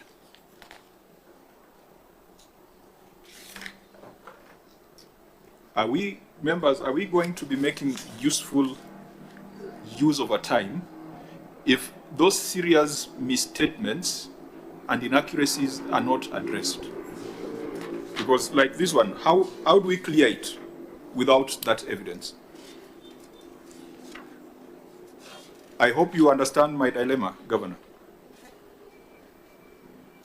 I don't know whether you went through this report before today, because I would have expected that you would have asked for that question. Straightforward thing, salaries for May and June, provide the payroll for May and June, 539 million, case closed. Do you need time to prepare more comprehensively on this? Chair, because we have not resolved anything since we started. Yeah, supplementary information we can provide. But it's not supplementary, Governor. This is a core. This is a core. This was the answer to the question, what we are asking for. It was so straightforward that even the auditor would have marked this matter as resolved. Chair, even looking at the materiality of 278, 221, 031, that it has not resolved the issue of retention of 62,967,159, the issue of confirming 447,486,78 on the trade and other payables, and even the issue now of 539,630,979 on employees' compensation. The materiality, the net effect is we are discussing over 1 billion plus that we cannot put a finger on. And if we have not resolved, because we have done litmus tests on only a few number of issues, and we have agreed that the aspect of a financial statement might not have been fully disclosed the true and accurate position of the entity.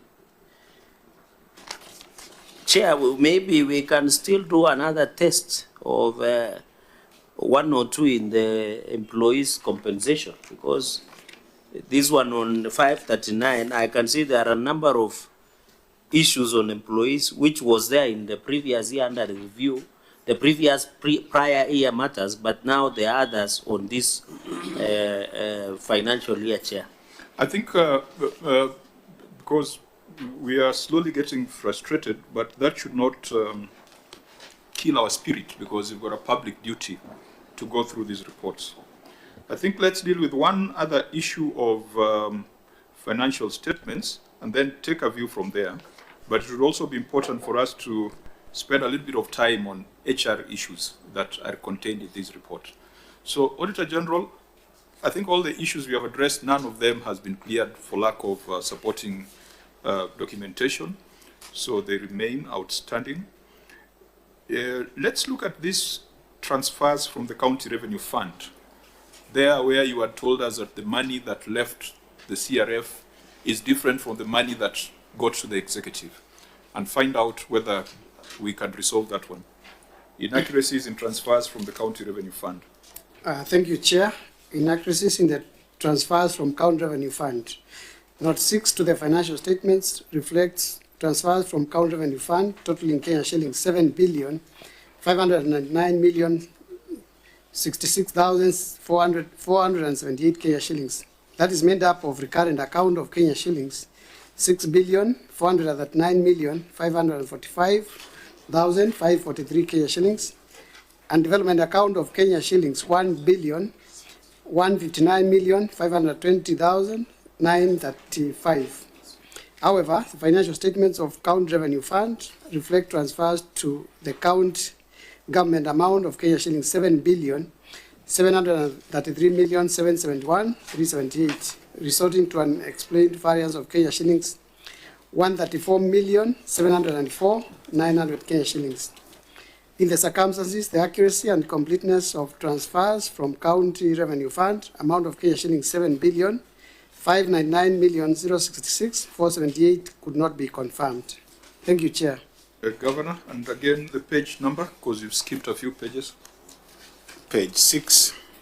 Okay, proceed. The variance of Kenya shillings 134,704,900 arose as a result of mispresentation in the County Revenue Fund. The actual transfer is as detailed in Note 6 of the Nandi County Executive financial statements. The transfers in the County Revenue Fund included transfers of self-reporting units, which ideally should be independent. The actual transfers were made directly to the respective funds, as shown below, with Flocker 62,500,000, emergency 39,895,600, KUSP 32,309,300, totaling up to 134,704,900. The extract of the financial statements is attached in Annexure 6. The audit was concluded. Sorry, that's the auditor's conclusion. Yeah, that paragraph is the auditor's conclusion, isn't it? Am I right? Yes. Yeah. So you just stop there. So, Auditor, Annexure 6, does it address the concern?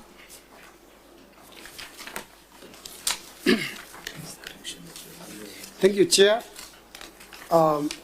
Based on the response from the management, there is clearly a misstatement, the financial statement. So the confirmation of the action taken or the amendments will be done during the audit of the 2025-2026 financial statements.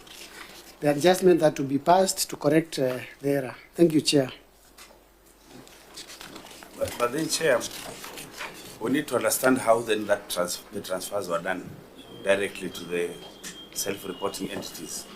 Is it from the exchequer to the self-reporting entities?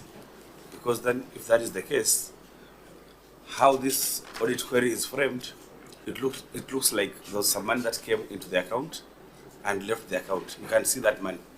So how come it's like money coming from exchequer direct to the self-reporting entities? How is it indicated in the CRF account? Why should it be captured in the CRF account?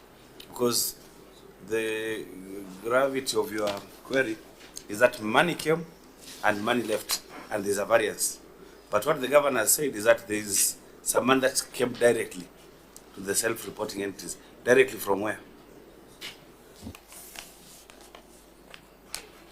Thank you, Chair. Normally, when there are transfers from exchequer, they first hit the CRF account. Then the CRF is supposed to transfer to the county assembly, the county executive, and other self-reporting entities, not directly from exchequer to self-reporting entities. Thank you, Chair.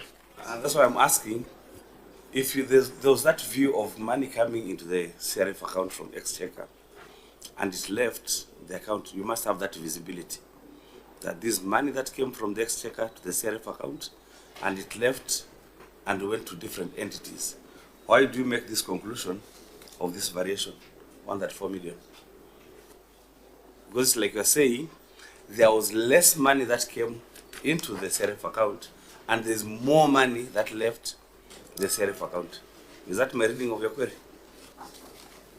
Thank you, Chair. What we are comparing here is the amount reflected in the CRF as transfers to the county executive, and the amount reflected in the county executive as amount received from CRF. The two amounts should tally ordinarily, but there was a variance between the two amounts as reported. Now, members, the governor has referred to mispresentation. Mispresentation. Is that the word that you have used?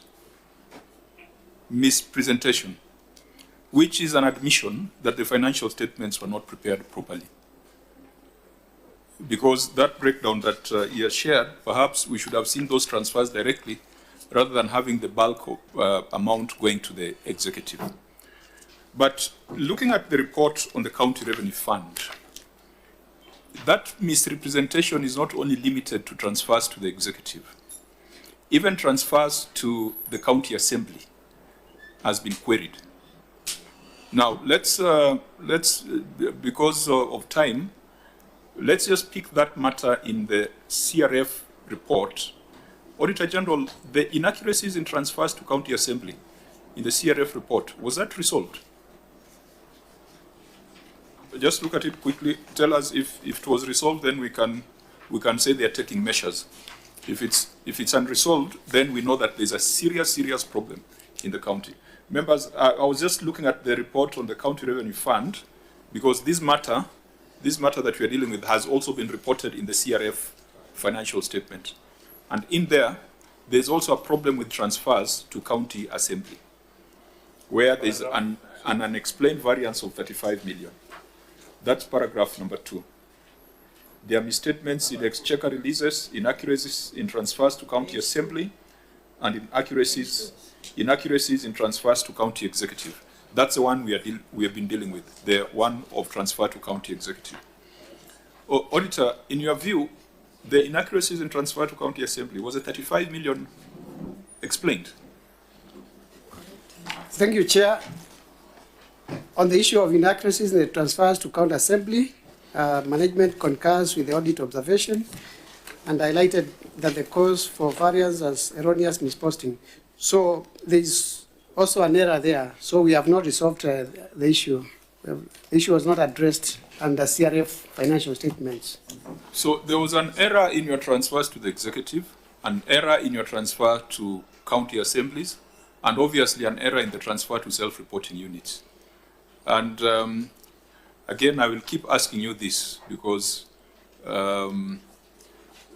you left us in the Senate and we wished you well in the county. Are you not worried about these errors, Governor?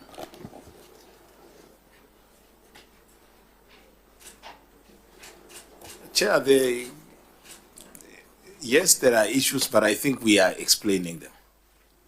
We have made explanations, but definitely we still need to give further clarification, which we request that if you direct us, we can do it within the shortest time possible, because we have given the explanations, Chair.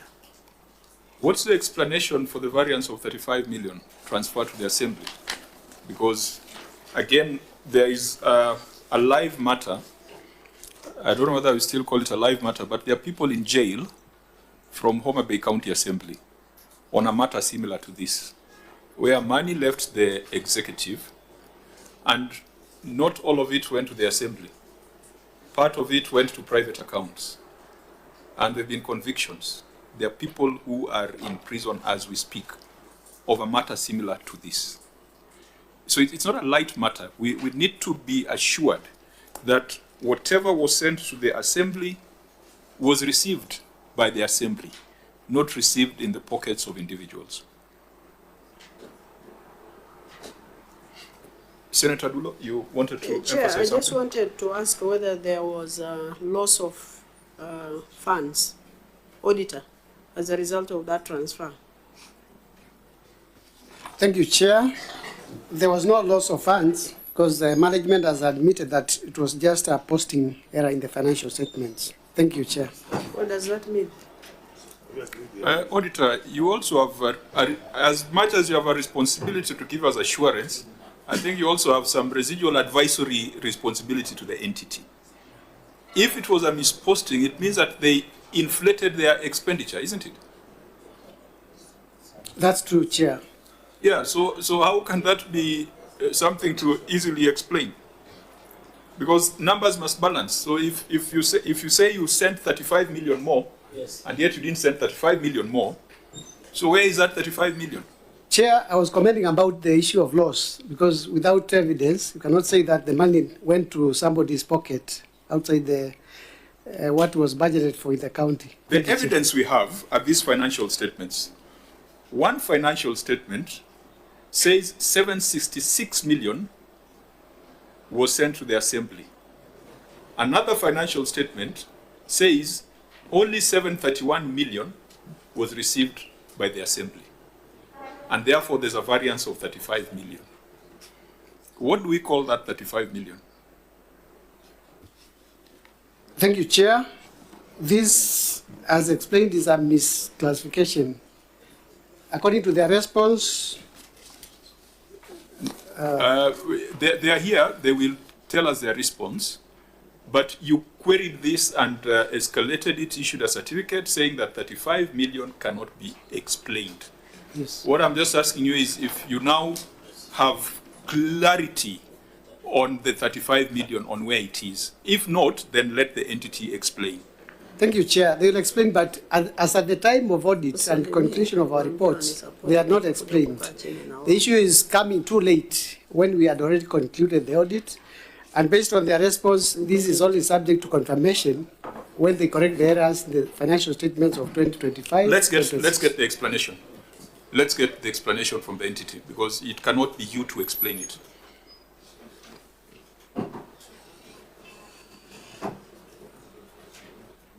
So, Governor, just to contextualize it, from your financial statements, which we restrict ourselves entirely to the financial statements so that we don't bring in extraneous issues. From your financial statements, you transferred 766 million to the Assembly. But from the Assembly's financial statements, they received only 731 million. 35 million cannot be accounted for. Chair, let me ask the Chief Officer to give us an explanation on that. Chief Officer. Thank you, Chair. Through His Excellency the Governor, the true position is the amount that you transferred to County Assembly is as captured. Mention the amount. The amount that you transferred to County Assembly is 731,630,547. What about what you have in Note 13 to the financial statements? What we posted as 766 included a figure of 350 million, which was indeed a transfer to FLOCA program, and we have as evidence in the CRF bank statement. 350 million. 335. Sorry, 35 million. Sorry. We want you to be clear. The Note 10 that is referred to by the Auditor General indicates you sent 766 million. Could you explain that?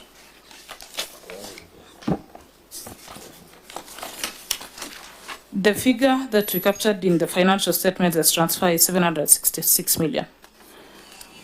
That was not the correct figure. The correct figure is 731 million, giving that variance of 35 million. This was an error of misposting, as we explained to the auditors, and the figure can be traced to 35 million being transferred to a self-reporting unit, that is FLOCA. We have the revenue, the CRF statement to demonstrate the same.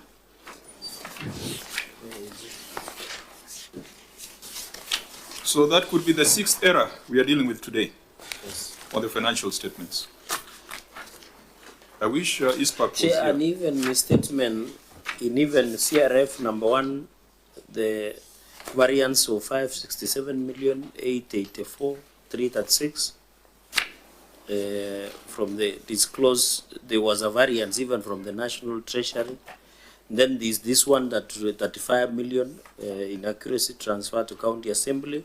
And then the interrelated, the relative to this, to the main certificate of executive of 134 is reappearing in number 3. So these errors and misstatements or misclassification is becoming too much. Sorry, and the governor is not assuading us from believing that there is a problem. Let's go back to that note again. I'm sorry, I said note 10, but it's note 13 in the CRF. Note 13, which breaks down transfers to County Assembly, which is clearly stated as 766, which you have admitted also was erroneous.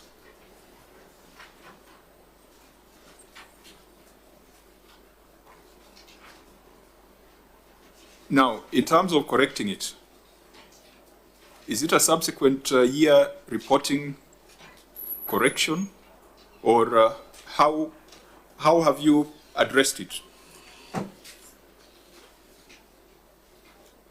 Because you're explaining that no, it ought to have been 730.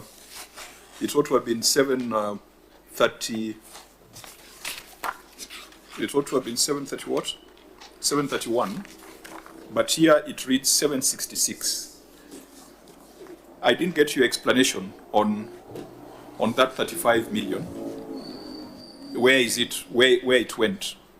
Can you show us in the financial statement or in the notes? Or is it something that you are planning to rectify in subsequent year? Thank you, Honorable Chair. Through the Governor, we are going to correct in the 25-26 financial statement, but the amount, the variance of 35 million can be evidenced by the revenue fund account, the CRF statement of 35 million being transferred to FLOCA account. But why would one statement be superior to the other? This one says 766 billion was transferred. They are all statements prepared by competent people. So you can't tell me that this is wrong, but the other one, disregard one and adopt the other one. Now, Auditor, how do we get assurance as a Senate that the 766 we are seeing here did not in reality go to the Assembly and then, or did not leave the fund destined for the Assembly, and then it was received at the Assembly 35 million less? Thank you, Chair. We can confirm this from the financial statements of the County Assembly and confirm the correct figure that they received. Thank you. No, that one you've already stated. You're saying the Assembly received 731. The Executive dispatched 766. And they're saying it was an error, that 35 million went to a self-reporting entity. How do we get that assurance that that indeed is true? Thank you, Chair. I think with the confirmation of the management and what they have indicated as an error, we will go ahead and confirm from the financial statements of FLOCA and the other entities. Auditor, you're the one who does the auditing for the Assembly. Didn't you check that time when there was that variance? Yes, we checked and confirmed that. Sorry? What did you find as the receipts to the County Assembly? Is it 731 or the other figure?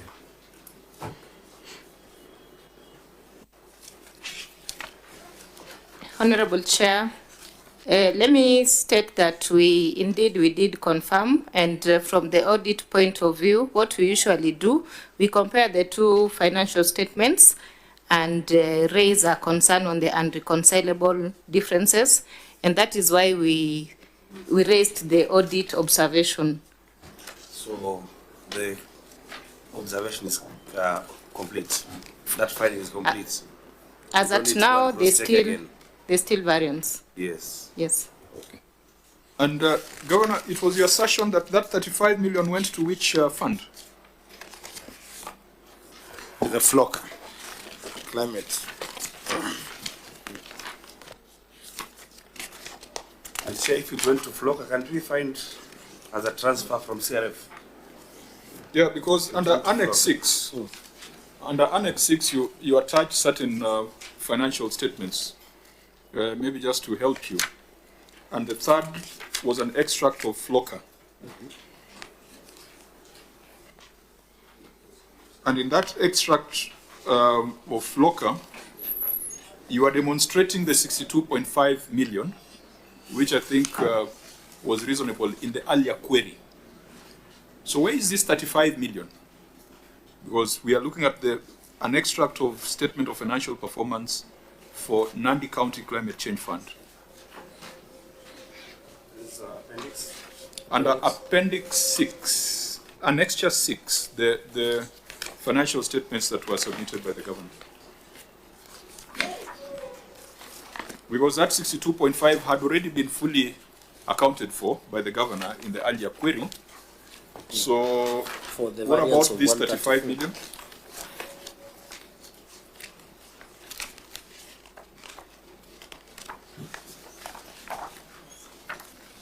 The officer who said you can clearly see it in Flocker, please help us, we can't clearly see it.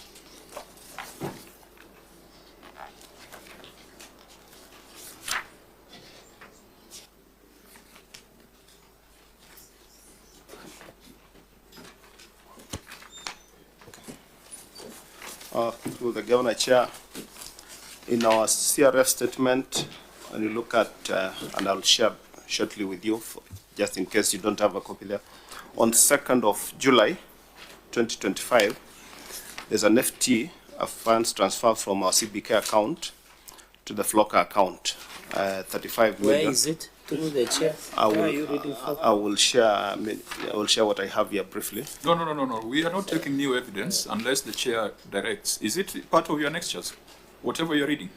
We made reference to it. But this is a statement I've just asked to be printed out. Is it to part? solve? I was referring to Annexure 6, which the governor tabled under oath, which is the evidence before us. What you're referring to, is it part of Annexure 6? Annexure 6 is a product of the statement, the bank statement. So I just went for a further detailed bank statement to explain what we have in Annex 6.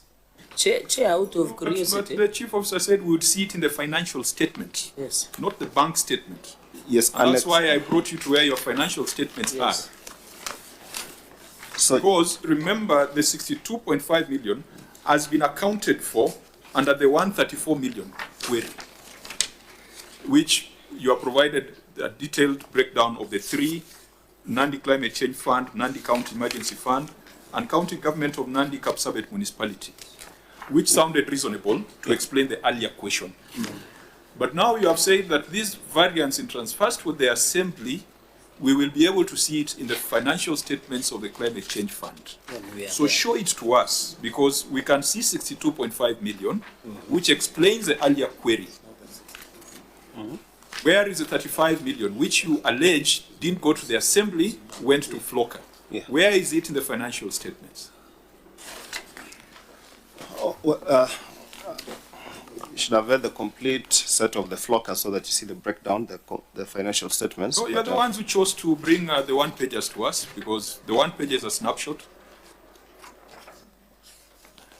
But whatever it is, whether it was 10 pages, we should be able to see it as revenue from either exchange or non-exchange transactions, isn't it? The 35 million. Yes, so Chair, what you see on the Flocker is a sum total made up of several transfers for Flocker. That's why then my bank statement then has the breakdown of which so 35 is the 35 indicates, million part of the 62 million? Yes, as shown on the statement. And that 62 million was used to account for 134 million. Correct. In the prior query. But that is still Flocker funds, right?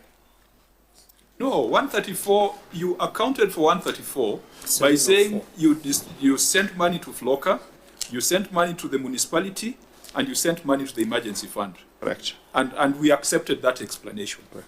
So you can't use the same explanation for the 35 million unless we see a transfer of 35 million in this financial statement. That Flocker. You can't use the same answer for two different questions. Unfortunately, this is money. This is not theory. Because, Chair, the accuracy of financial, and that is why I asked the first question, is the governor running away from the financial statements? Because if what is in the financial statement, the CCM does not believe is the true, accurate position of the entity. And interestingly, Governor, your CC is like carrying Kenya. He has more information than you. I thought he should have given this information when you are sitting to prepare this information. I thought that should be the position. In this case, he could be carrying the wrong Kenya because we are not getting the right answers. Because, Chair, so CC and Governor, do you want us, so are we disregarding what Chief Officer of Finance said and then go for your bank statement? Yet it cannot be tabled now because, Chair, I'm on the, what the Governor refers as in Annexure 6 on Flocker Emergency and KSUP. And I've seen 62.5 million as other income, but it is not reflective of what the CCM is going through in the bank statement. Yeah, so CC, what are you trying to tell us from the bank statement? Maybe we should give you an opportunity, but be factual and brief.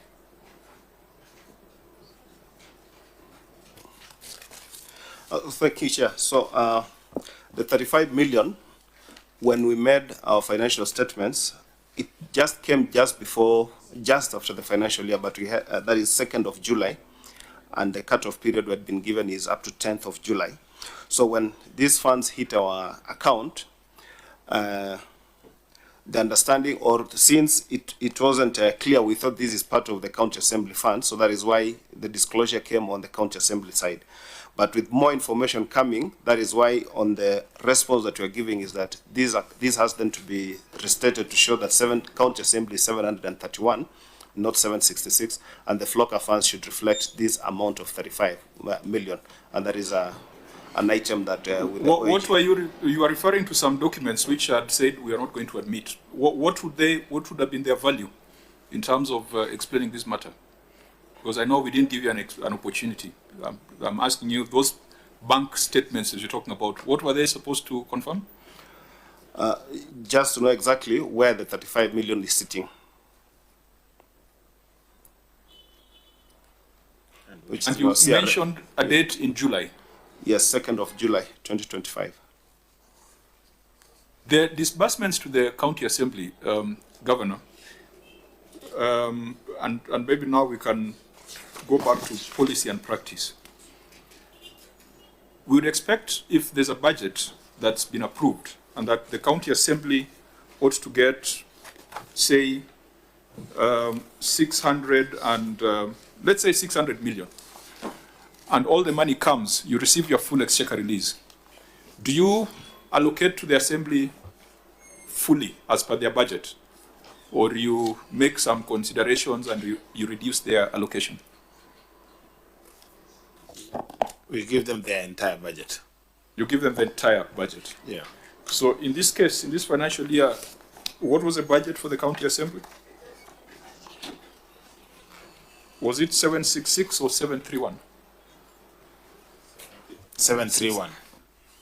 And in terms of payment, are you able to, okay, maybe there's no strict control where if you have a budget of 731 and you use the same vote to pay 35 million more, maybe the system does not have that control of matching budget and expenditure. Reverend, if the budget for the assembly was 731 and it's already been captured, and then they were to transfer 766, 35 million more, the system allows that? Chair, they cannot transfer money without approval from control of budgets.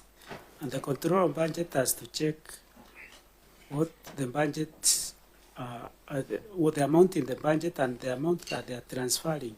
So the control of budget is the one that checks whether what they are transferring and what was approved they are tallying. If they are not tallying, they cannot be transferred.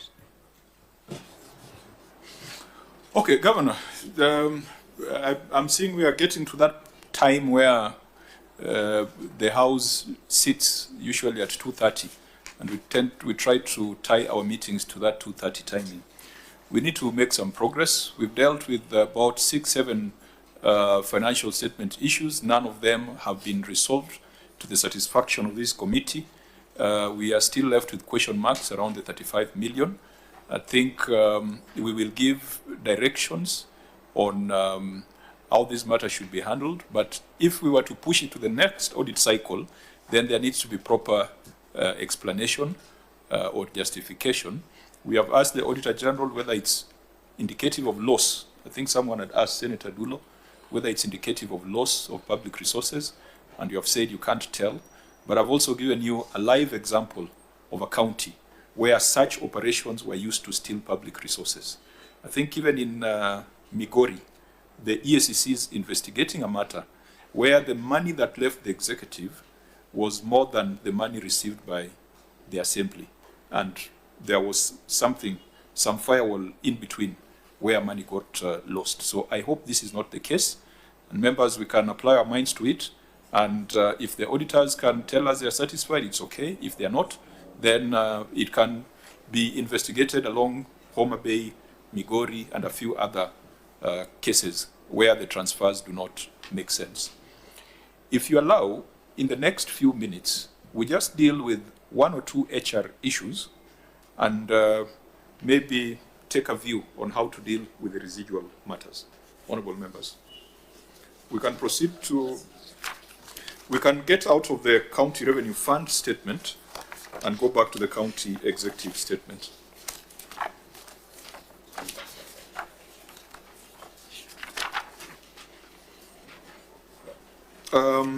The matter of undisclosed contingent liabilities. Governor, are you here with your county attorney? No, the county attorney is not here. But there's a substantive office holder. Yes. You have a substantive county attorney. Yes. Yeah, because when you do not disclose contingent liabilities, it is partially a problem of the accountants and partially a problem of the legal practitioners. Now, this matter, I think, Auditor General, you said it's still outstanding because it was not disclosed in the financial statements. It can only be corrected going forward. Yes, Chair. So we can keep it in view.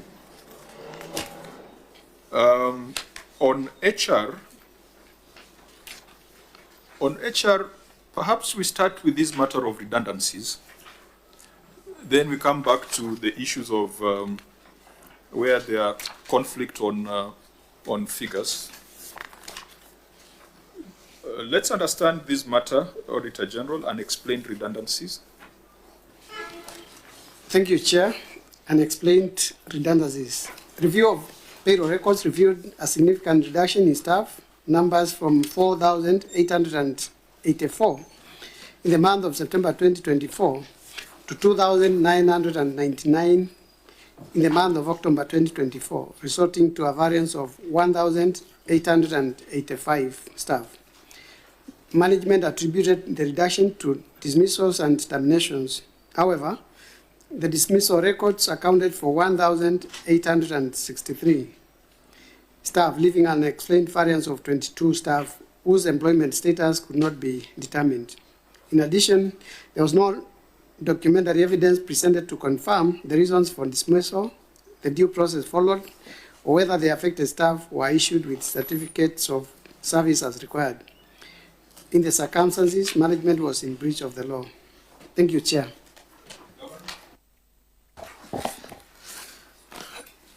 The management... Sorry, just the page number, because... 17. Page 17, yes, you may proceed. Chairman, the management reinstated 29 Walter Reed staff to the payroll. Subsequently, 7 of the officers retired, leaving 22 active officers in the system, thereby accounting for the observed variance. The comprehensive list of the reinstated staff, including details of those who have exited service, has been prepared and is available for review by the auditors, and we have annexed Annex 11. If you read the second last sentence of the auditor's observation, Auditor General, can you read it? The one that starts with "in addition." Thank you, Chair. In addition, there was no documentary evidence presented to confirm the reasons for dismissal, the due process followed, whether the affected staff were issued with certificates of service as required.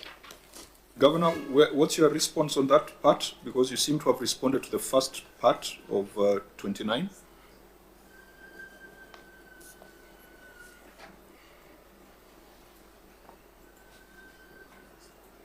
Do we have anything on record to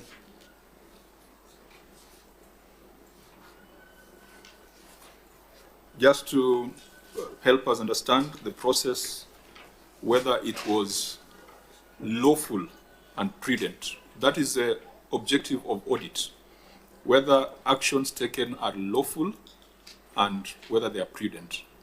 So the auditor queried the due process followed, and I thought that you'd do a summary, just because I would be happy to propose the model you used to other counties, including mine. We have a seriously bloated wage bill, which PricewaterhouseCoopers has looked at, has made recommendations, but we've not been able to take action. I would be very happy to ask my county to come and benchmark with Nandi. So, do you have anything on record, or since you're on oath, you can explain the process that was taken? Chair, we do not have any of the documents as part of the bundle of documents presented, but since I'm here, I can be able to just give a rundown of the process. When we had a national wage bill conference in our, nationally, we were participants as counties, and the whole discussion around the runaway wage bills and what contributes to the runaway wage bills within counties was shared with us through the conference. Part of the resolutions of the conference, which we were part of as county governments participants, was a recommendation on how to deal with wage bill.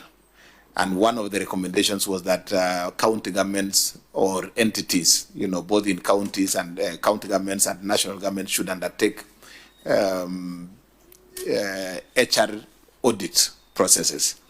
We did decide as a county government to undertake the HR audit.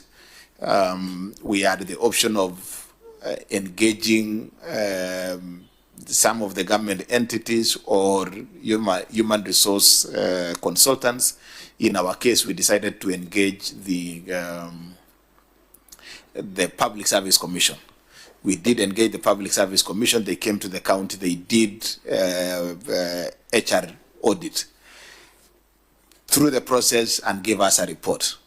And out of the report, and I think part of that report has been shared in part of the committees within this house. It has been a subject of discussion within maybe not within this committee. We have alluded to it severally in this committee, but also in the various other committees. So when the report came out from the Public Service Commission, the County Public Service Board, we owned the report and we received the report as a county government executive, and the County Public Service Board, since that is the entity that is, charged with that responsibility, also got the report. They considered the report, adopted the report, and worked on and initiated their own process of adopting the report and implementing the report. Part of the recommendations of the Public Service Commission report, Human Resource Audit report on our county, was that it showed that there were massive irregularities in the processes of hiring, some irregularities in terms of promotions, some irregularities in terms of, the terms of payment for staff, some of them, irregularities on the payment of some allowances, Some staff were getting allowances that they did not deserve. Others were missing some allowances that they deserve. So there was a whole report that captured that. But at the center of that report was the flawed or the hiring processes that were irregular. And the recommendation by the Public Service report that was adopted by the Public Service Board was to undertake, termination, so that then a fresh process that, abides by the law was undertaken. So the Public Service Board did the process of termination.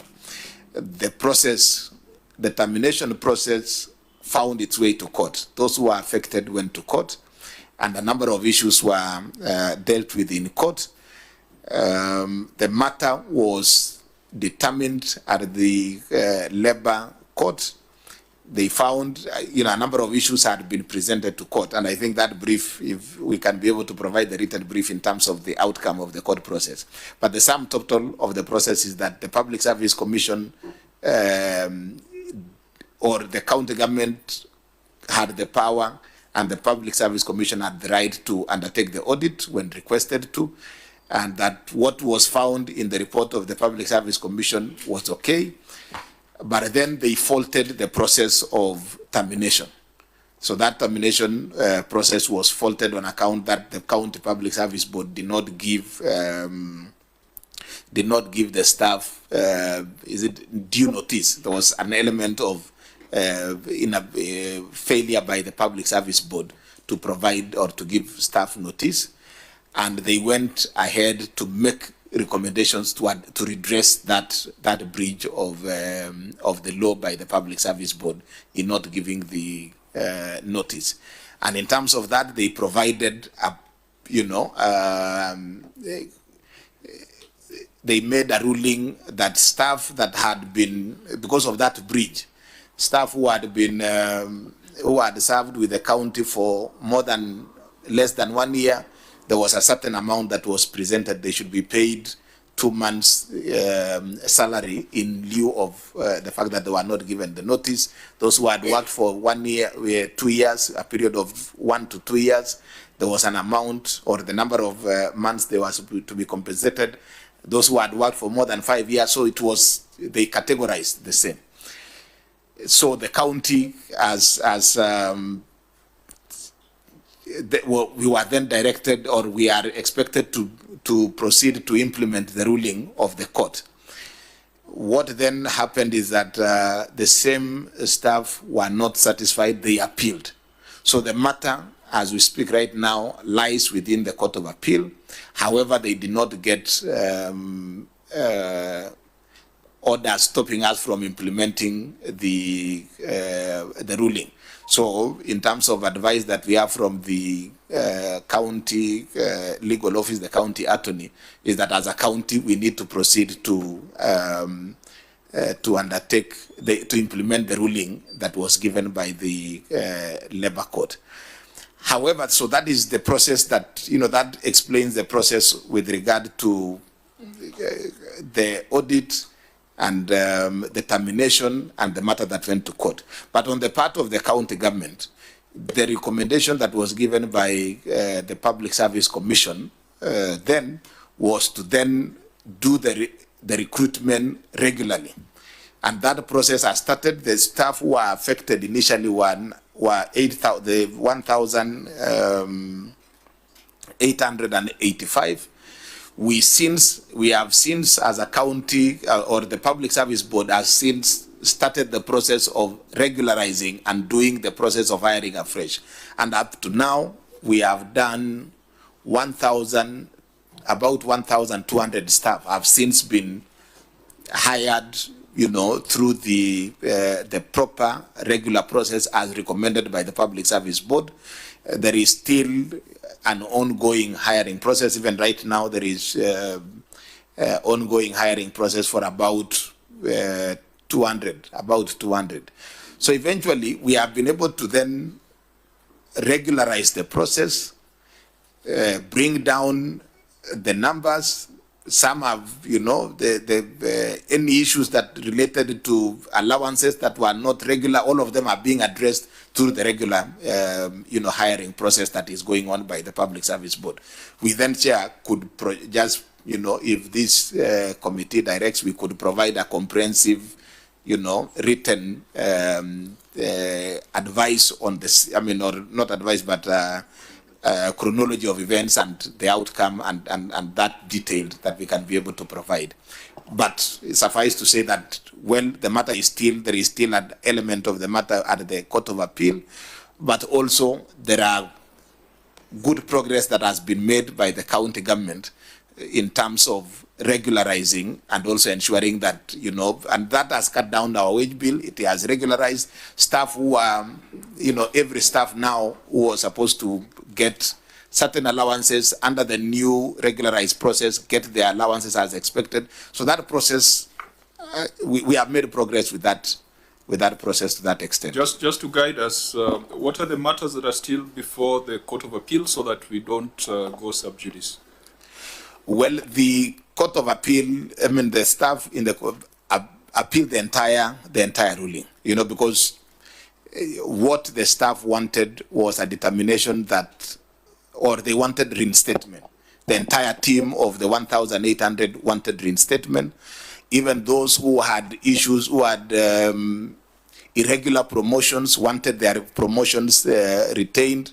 Those who are getting allowances that were not entitled to them still wanted that, the status quo retained, including even those who are hired completely outside a process. They still wanted the court to determine that their status as staff of the county be retained. But then the ruling of the court was that all those processes by Public Service Board, by Public Service Commission were okay, except that the Public Service Board should have given a notice in terms of the termination process, and they provided a redress to it, which I think is a matter that is now subject to the appeal. Okay. Honorable members? Senator Chiraki? Maybe, Chair, just quick. Governor, on this, so you are saying that it is only 20, the others retired. You retain 20 from your document 26. Number one. Number two, these 26 you have retained. So those are the only employees that were retained. That will be my question one. Question two, if I listen to you carefully, you have said up to now you have hired 1,200, and the chair was almost congratulating because when you reduce it became 2,999, but from your explanation orally you have added 1,200, that comes to 4,199, and you are saying there is ongoing recruitment. So my question, this increment of 1,200, and how much are you intending to hire more? Because you had reduced from 4,884. So on the retention, I know you have said is a matter in court, and the entire lot wanted to be retained without going through the competitive recruitment process by the County Public Service Board. So were you firing these people because they were irregularly hired or unprocedurally hired, not because of any other motivation, maybe like bringing down to 35% as provided by wage bill? Or what was the motivation? Was it to regularize the process? You were hiring because they were irregularly hired or unprocedurally? Or what was it? And finally, my third question, Governor, looking at the wage bill, the wage bill after recasting came back to 2 billion and 2.8 billion that you indicated, although your financial statement says 3.3 billion. So what is the implication of this additional recruitment of? And then Governor, if I remember right, I thought it was in August 2024 that the termination happened. And I thought at that time the pay slips has been issued. Does it mean those people, when their contracts and services were terminated, a date been paid? Chair, I yield back the mic. Those are my 3 questions. Senator Maruma? Yeah, Chair, mine would be to the Governor. Number one, how has the laying off of the staff affected service delivery, especially on the essential services like, hospitals, ECDE, revenue collection? Has the laying off affected revenue collection? Number two, is it Senator Cherargei who said that this matter is still within the radar of ESC? If so, then what is ESC investigating? Number three, Chair, you must have done then your linear programming. You must have done that to determine your staff establishment. So, because you're saying you're continuing to employ, so are we likely to employ until again we overshoot the 35% threshold? Chair, can I add so that, Governor, I don't need to come back? I've seen most of these people you retain are people in health sector, especially Walter Reed. So what is the fate of the universal health coverage staff that there was the issue of 8.9 billion and they had demonstrations? They normally come to our gate, but I've advised them to visit you individually because you will address more because we finished. I know there was an issue with the budgeting, but in this Walter Reed, or I've seen a number of that you have, what is the fate of the UHC staff that are within the system? Thank you, Chair. So, Governor, in your response, it is an opportunity for us to understand how the process ought to be.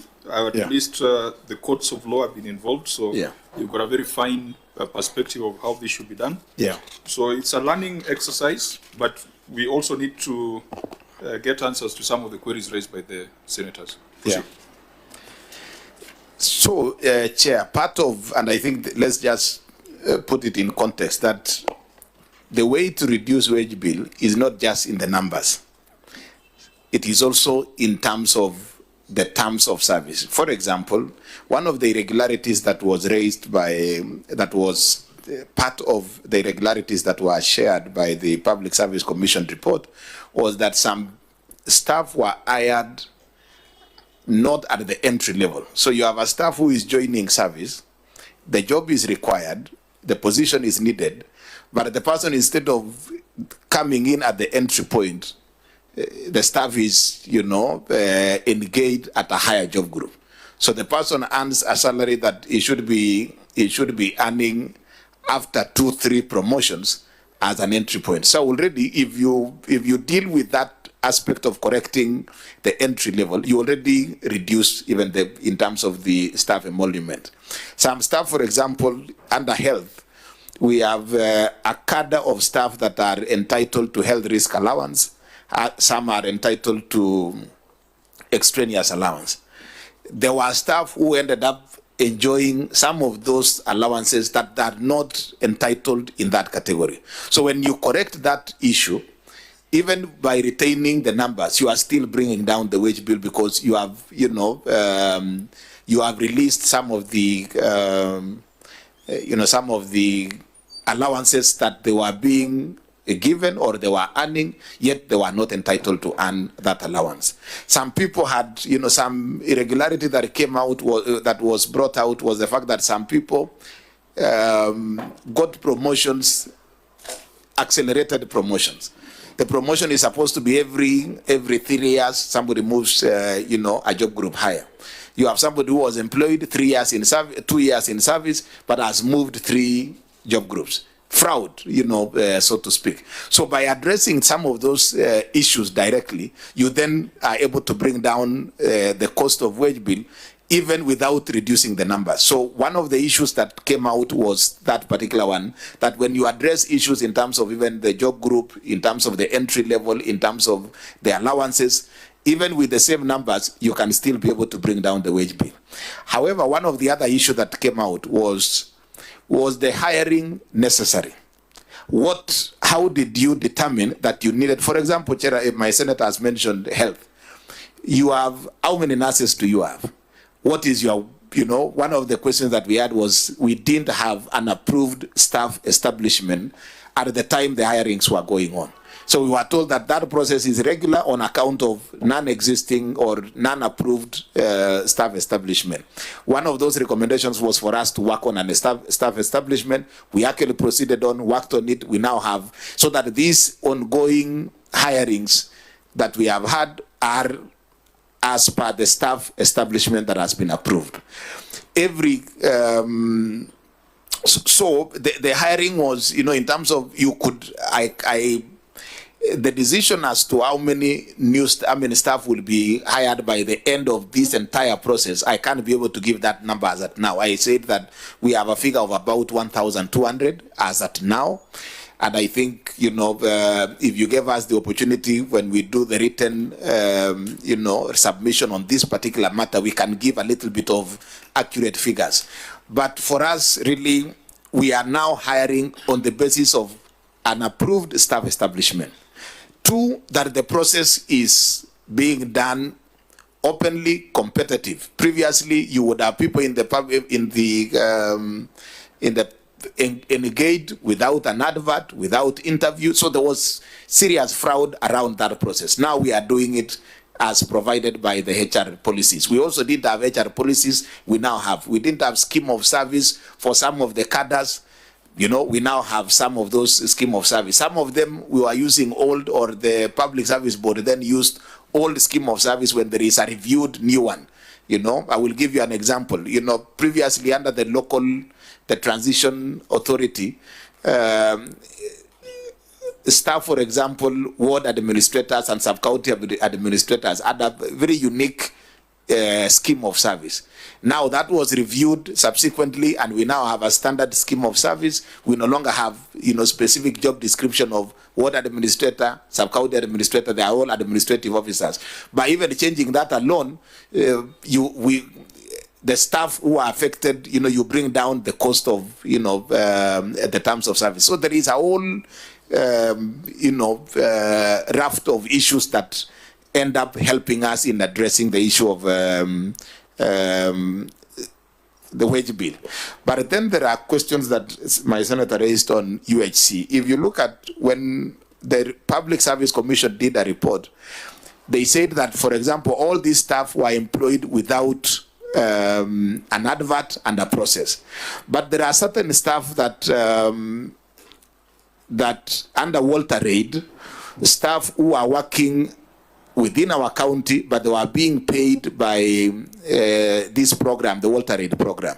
When the program closed, there was a whole discussion between the Ministry of Health and the counties that these staff who had been employed by Walter Reid and they were in the payroll of Walter Reid, offering critical services to the county, needed to be absorbed because the work that they were doing in the county was continuing.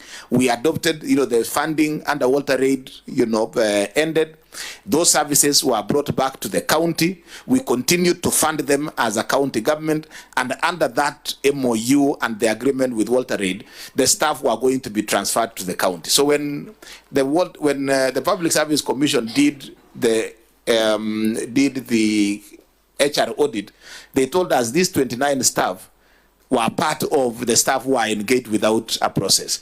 But then we ended up explaining to the Public Service Board that these 29 were from the Walter Reid program, and there was a process. You know, the Walter Reid had done a competitive process, engaged them, but when they transferred the job to us and the mandate to us to deal with those items that Walter Reid was dealing, this staff also joined us. So basically, we then had to take them back to the payroll because there was a process through which these staff were engaged.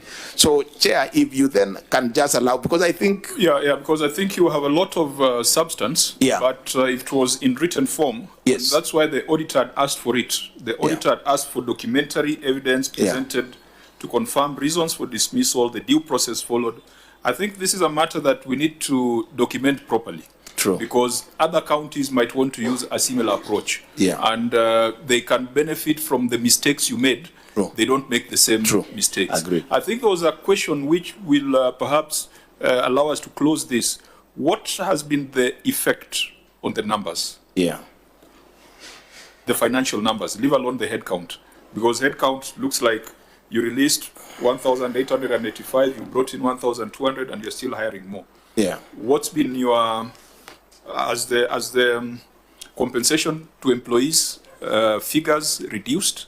Because again, when you terminate, I don't know whether there could be terminal benefits that would be much more expensive than regular monthly payments. So has there been an improvement or a reduction in your employee costs, and by how much? Well, again, it can be captured. We can include the actual figures in terms of the reduction, but definitely suffice to say, yes, there has been a reduction. However, I think there was a point that was raised that was asked by Senator Mwaruma in terms of how was service, the rendering of services to our county affected. Yes, it was 1,800 was a major shake-up in the human resource. That is why, and it explains even some of the challenges, because it affected all the staff from health to finance to human resource, literally everywhere. Yes, there was it affected our service delivery, but we had contingent, decisions that we had to make, including talking to some of these staff who are affected, and then we showed them the roadmap that we are now starting the process afresh. We will give priority to those who qualified and who are working with us, and most of them agreed to work on a stipend during that period to just continue rendering services, especially in critical areas like health and many other areas. In finance, we have appeared here before where we had challenges even in terms of retrieving documents, supporting the auditors when they are doing the work, because a number of those staff were affected. So we tried to manage, but now with the 1,000 of about 1,200 already back on service, the service delivery within the county has now stabilized, and we can still provide the actual figures in terms of those changes, how much we have been able to reduce, Chair. Okay, members, Senator Mwaruma, do you wind down? Chair, lastly for me, there must have been officers who are involved in the breach of law on employment. What happened to them? Are they still working in the county? As well as a county public service board, yes. And when were these things happening?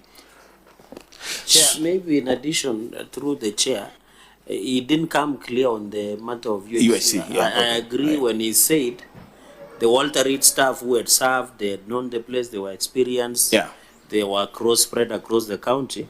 What about the UHC staff? How many are there? And what is Nandi individually, because its own entity, doing to ensure that the UHC in Nandi are absorbed and the IBO among these? Because, Governor, I believe in this addition 1,200 or the more you're hiring, at least the priority should be the health sector. So, Chair, maybe I yield back the mic. So two things. There is, and Senator, let me just explain this. The UHC, we appreciate that this House has helped us to address partly the UHC staff, because these are staff that an allocation, and I think ours was about 100 and something. I can't get the exact figure, but I think 100 and something. The Ministry of Health gave us the numbers. Every county was given a number that you need to hire about, your allocation is about 150, others 200, others 250, for you to address the gaps that were existing in counties in terms of human resource for health that time when we had the pandemic. So the agreement was that the counties carry out the recruitment, the Public Service Board carry out the recruitment on behalf of the Ministry of Health, but the Ministry of Health would pay the salaries. So we did hire, the recruitment process was done by county governments, through the Public Service Boards, but the payment and the budget remained at Ministry of Health. The discussion now has been to move that budget to the county government, and two, so that the payment of salary is done by the county government for the staff who are working for county government under UHC. Then the second question was move the staff and also move the payroll, or move the payroll and the funds. So what you have done as the Senate is to include a conditional grant for the amount, the 8.9 billion through the conditional grant. And the discussion was that we need to put these staff who have worked on contract into permanent and pensionable, which we said we agree with that. putting them on permanent and pensionable. But the way to put them into permanent and pensionable is by including their salary as part of the shareable revenue. So that in the next financial year, if you put it as conditional grant, it then means it has to be budgeted every financial year. Our position is that if you then have to budget every financial year, it only means then you shouldn't have ideally put them on P&P, but put them on contract of 1 year renewable when the money is received. Okay, allow me to interject. Yeah. Governor, does that explanation make you comfortable? Because, these are people's children. Yes. They are our brothers. They are our sisters. They have stayed there for 6 years on contract, not knowing what should happen to them. This UHC stuff. You have been employing nurses, I know. Yes. In those 6 years. Yes. You are not considering them. Yeah. Do you think it's a good explanation to say that because you don't have equitable share to hire the UHC staff, because you are getting just grants, that you should leave them out? It makes you very comfortable as a human being, as a governor. Really. I want to give... Maybe let me add, and I thought in the IBEC, which is chaired by Professor Kithure Kindiki, a good neighbor of More fire. More fire. He's excited because he knows Kindiki might be the president in 2032. So, and he will be the Farouk of that time. So, Chair, what is automatic order? No, it was on a lighter touch. Yeah, let's just get back to the report. Yes. Yeah. I wanted him to be alert on what I'm about to ask. People go to Western of late. But the governor yesterday endorsed another candidate. We might be approaching the point of diminishing returns. No. So, Senator Cherargei, just prosecute the point. You have abandoned my projects. But the governor was in that meeting. He said something. You'll ask him after this about 2032. So, Governor, the issue. So, what are you saying? Because we have had the president and IBEC where the deputy president chairs. We have had the president even here in Kajiado requesting that as COG, and you are one of the officials of COG, to fast track.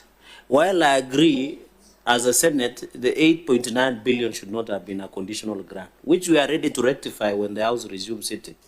So you have given a lot. So do you? What is it that you have said that the payroll, there were gratuity interest that needs to be paid to these 7,600 staff.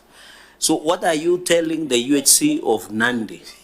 And the allocation of 8.9, although conditional, which we will go and rectify, are they being given priority when the hiring is, or you confirm them? Because you have gone on record that the County Public Service Board did interview them and gave them the opportunity. Because, Governor, you have to appreciate, from 2020 to now, when they used to fight COVID, it's so painful. They have families. I'm told some of them are depressed. Some of them have lost their wives and husbands. Some of them cannot educate. Some of them cannot pay rent. So some of them might even miss going to heaven because they become hopeless. So, Governor, what are you telling the UHC from Nandi so that you transfer that to your colleagues in Council of Governors, and so that whenever you meet, you don't need to mention Chair, Mwaruma, myself, and Sifuna. You just mention about UHC. Yeah. So what is it? We just want that silver bullet. Okay. That we can take home with it. Fine. I think there are specific questions. Of course, there are broader issues of policy. Yeah. Maybe if you can make your response very brief. I was hoping that we'll be done with this meeting by 3 o'clock, but I can see that time is running faster than we are. So, brief response. So I think a very straightforward. We sat in IBEC and agreed that the resources need to be in equitable, in the shareable revenue, so that it's for perpetuity, that the resources are available in perpetuity. We also agreed in a summit that should be the case. We even sat in joint meetings between COG and Ministry of Health, agreed to even write a joint letter to National Treasury that amount needs to go into shareable revenue. That was agreed, and if that was undertaken, since there was nobody who was against it, you know, even the National Assembly initially, because some of their some of their representatives, we have interacted within those forums. Everybody agreed that that was going to happen. When we saw that the figure did not find its way to the shareable revenue, for us it took us aback, because why? And this is something that all of us have agreed. It secures the money for the future. So our thinking is that if we just sorted that, that should be able to be an obvious, and the transfer, or not transfer, but the confirmation of this stuff from contract to permanent and pensionable is an easier process, because we already hired them. You know, I think it's just through a feasibility, suitability process, just a small process, because in any case, they were hired they were recruited competitively at the time they were being engaged for the contract. And I do not want to, so that is the position of COG. It makes a lot of sense. I agree with it. However, I think that even as we deal with these issues that we are now handling at converting that amount into the shareable revenue, I already have a roadmap to convert, you know, the ones in Nandi into into P&P, because I agree for sure. When we have hired we have hired several other nurses, you know, after with the UHC staff being there. We didn't give them priority because they were already on payroll anyway. So we were looking for additional staff. So if you brought in any staff who was on UHC into a number that you are recruiting, it only means that then you would have you would not have achieved much, because you are getting somebody who was already working for you, though being paid by Ministry of Health, and you engage them now, that yet you cannot replace the UHC, because the window to replace the UHC had gone. So these guys have suffered for sure.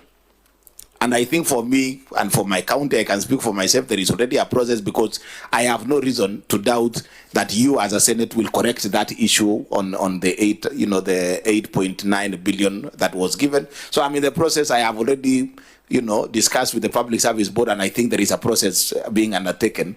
And within maybe a month or two, even with or without the addressing of that challenge, I think I'm working on something within the county. I think the other direct matter relating to Nandi that has not been addressed is the officers who are responsible for the mess you're clearing, the County Public Service Board responsible for that mess. What is being done to them?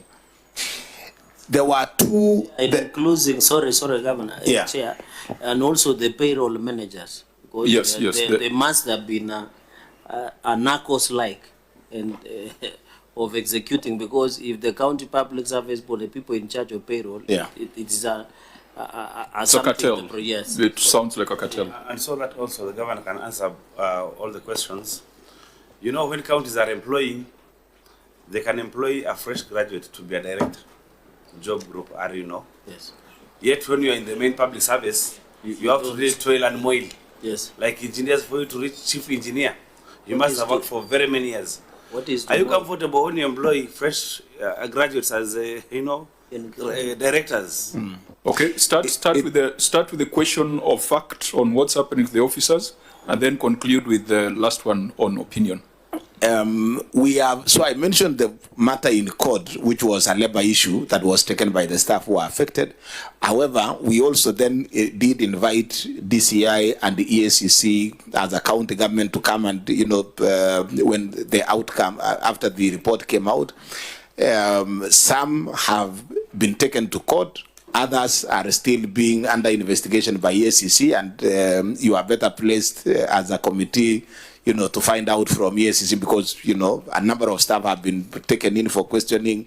Some of those public service officials who are affected are on interdiction. Some of them are on interdiction, courtesy of the process that have happened. So the DCI is seized of the matter. EACC continues to investigate the matter. A number of our staff who are affected have recorded statements. Some of them are on interdiction, and I can give also that full brief. But I think in terms of the level and the status of the investigations and the case under EACC, we'll find out from EACC, because I sit here. Around which year were these things done? That was 2024. 2024. The termination was in 2024. But the processes... Irregular recruitment? It happened from, because we gave them, the Public Service Board did investigation from the time devolution started, from 2013. So all these hiring... continued to happen under your watch? Yes, some of them happened under my watch, yes. Yeah. Yeah. Did it involve some of your close allies, who I know them personally? Sorry? Did it involve when you I expected you to give us names, especially when you said there were officers who are rising quickly in promotion in job group. Did it involve some of your allies? All the staff in the county are my allies. You know, these are people we work with. But really, it's a criminal process. I mean, I can't just name names of people here. But I think the whole process was, you know, is being investigated. A lot of them have been called in for questioning, writing of statements. Some have even been taken to court. So really, the aspect of what needs to be done and it to be, I mean, and accountability on those issues are really within the various institutions of accountability. And we as a county government, when we wrote as a county government to EACC, we gave them all the information, we gave them all the details. So we know that is a matter that is being dealt with at that level. I think as a matter of... just follow up. Maybe let me say this before you have the last bite. From our conversation for the last 3 hours or so, I think it's emerging that there are two things that you must clean up. Yeah. Seeing that you've got 1 year to go to the end of your tenure. It is the issue of pending bills, which we have spent a lot of time on, and it appears that we don't have a very clear picture. And it's also on this issue of HR. The one on HR, fortunately, you are taking action. And the reason why I asked when these things happened, because sometimes governors say it was a problem of the past, but they've been happening under your watch. So you've got 1 year to fix those two issues. Yeah. Your payables, to fix the issue of HR, but also to ensure that you leave behind a civil service, a county civil service, that is up to the task, that takes its work seriously. I think there's a little bit of seriousness that you still need to instill on your team and your officers. Senator Chirarke, and I think I will be bringing this meeting to a close in about 10 minutes. Senator? Chair, maybe, Governor, on the issue of interdiction and administration of administrative action, if maybe, let's say, payroll manager is interdicted for 1 year or 6 months, one, how many officers you have interdicted? And then number two, what is their fate when they resume? Because maybe they were the payroll manager, they were in charge of human resource. What happens when they come back after 6 months interdiction or so many months? Give us a picture, because there must be a reason as to why they were interdicted. And then if they created that mess with the payroll, what becomes of it if they come back to the same department? So how many officers were interdicted? And what is the fate of these interdictees? Because I know the process of firing somebody is always complicated because of the labor process and what have you. Now that you are waiting for the other criminal accountability mechanisms to be done, what is the fate of these officers who have been interdicted that created a mess with the payroll? Chair, I yield back the My mic. last question, maybe. Okay, Senator Moreno. Last question. Governor, you're saying that your government is employing, and you know, in the certificate, page 6, the auditor has made a finding that there's breach of law in failure to observe ethnic balance and staff composition. And these are subject for Senator Cherargei, that when a county is employing, then we need the face of Kenya. So are you mitigating on this finding to make sure that Nandi County staff then has the face of Kenya? Okay, as you respond, there was a number we had asked for, which perhaps does not even need to be submitted in future. You have just closed your financial year. I think your officers could have a picture on how much have you spent on compensation of employees in 25-26 compared with 24-25. Just a rough estimate. You can look up the numbers as the governor responds to the other questions, because we want to see the impact, whether it's translating into financial benefits, or we are just going around, musical chairs. Governor. So my team will give me the figure there, but in terms of those who are interdicted, the procedure is that once somebody is implicated and that the matter has been taken up by the investigative authorities, to provide the affected or the culprit is interdicted, until that process is clear and the person has been cleared, he will remain interdicted. So it's a human resource process. It remains interdicted until when cleared.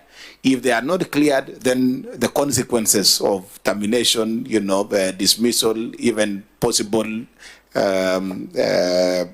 further criminal, processes against them then continue. So for us, those who are interdicted and those officers who are central to this serious crisis, are under investigation. For the Public Service Board, this was happening under the previous Public Service Board. So their term ended, but they are still subject of investigation by EACC, and I'm sure they are part, a number of those members of the Public Service Board are actually subjects of those criminal investigations that are ongoing. So really, any of the officers who are involved are currently facing those processes and the accountability processes through EACC and DCI and the others. So that indicts the County Public Service Board. Do you have an audit committee currently? Yes, we do. Because in this report, there were issues with regards to internal audit. And because if you had a functional audit committee, internal audit processes, then some of those issues could be flagged early. You don't have to wait, to resolve 1,800 people. So, but you didn't come along with the chair of audit committee.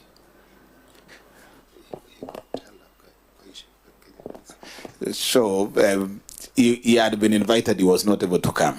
But there's a substantive audit committee. And there's an internal auditor. Yes. Have they done the internal audit charter? Yes, they have. Okay, so Auditor General, you'll test that when you go to the ground. Now, members, there are many issues on HR. I don't know whether they got the numbers. If you haven't gotten the numbers, then we might want to get those numbers at our next meeting or at the next substantive audit. We have not addressed ourselves to the issues of projects because we spend too much time on financial reports, which we have come to a conclusion that there are serious misstatements and inaccuracies. There are projects in this report. Chair, maybe before we move to projects, what about this payment of salaries outside human resource integrated system? It's a substantive material figure, 155,541,525 million. That is number 5 on page 7. And then on projects, because I know you had agreed because of another meeting you have for tomorrow's entities, if the committee will find it magnanimous, we can... So is it possible that I propose we end it here and maybe give the governor opportunity to appear another time to look at ROR and the projects? There are so many issues that are before us. So many issues. So, Chair, can I request that if we have to end it with number 5 on salaries outside human resource integrated system, then if the committee, because the people of Nandi really want to know how projects are, their status, when are they going to be completed, whether they have been completed, and also I would be very keen on receiver of revenue because I know the revenue potential of Nandi should be 1.4 billion, as per the CRA. Would really want to know how the 18 revenue streams that are in Nandi are doing.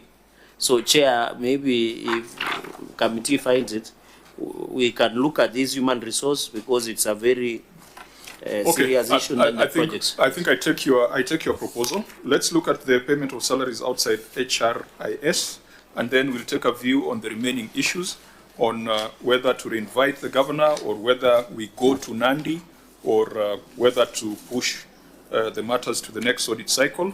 But whatever the case, owing to the serious issues of misstatement and inaccuracies in financial statements, it would be important that we have another session with the governor so that those numbers that were not explained to the auditor and the numbers that have not been substantiated in this meeting, we can get a firm grip on them. So, Auditor General, read your finding under payment of salaries outside HRIS. Thank you, Chair. Payment of salaries outside Human Resource Integrated System. The statement of financial performance reflects employee cost amount of Kenya shillings 3,372,701,751 Kenya shillings as disclosed in Note 9 to the financial statements. However, review of records revealed that the county executive uses both HRIS and manual Excel sheet in processing of payroll.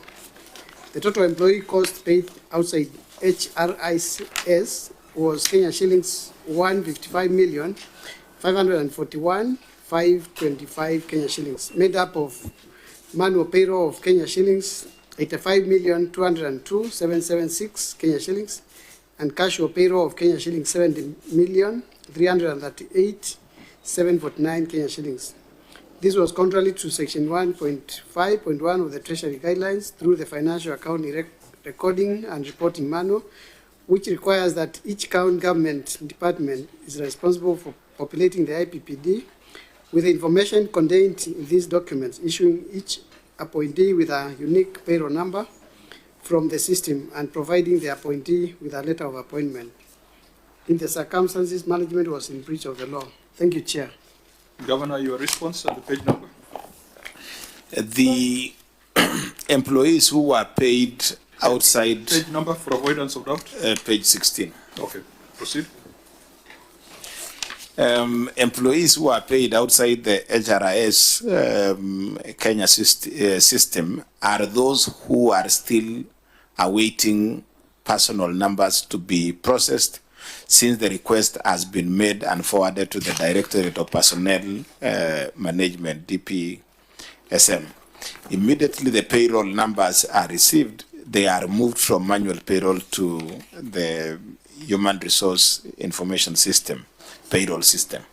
According to the circular of the circular dated 20th of December 2019, the Ministry of Public Service in January 2020 rolled out a new system to facilitate in allocation and activation of payroll numbers, which delayed the allocation of these numbers. It is noted that as at 30th of June 2025, the staff on the manual payroll had not been incorporated into the system, and therefore the management is working towards achieving full transition of the staff to the HRIS system and ensure that all payroll data is managed through the system and adhere to the guidelines of the public service. The county payroll unit has forwarded requests for processing of the payroll numbers for all the staff who were being paid outside the payroll system, outside the payroll to the Directorate of Personnel Management. Thank you, Chair. So you make reference to Annexure 10. In Annexure 10, if you look at your fourth paragraph,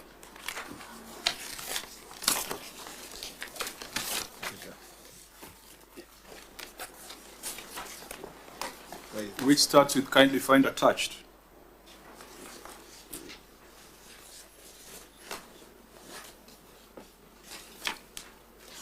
Yes. What does it read? Kindly find attached the list of the newly recruited officers for your action. Do we have visibility on the number of officers involved and whether they make up the 155 million?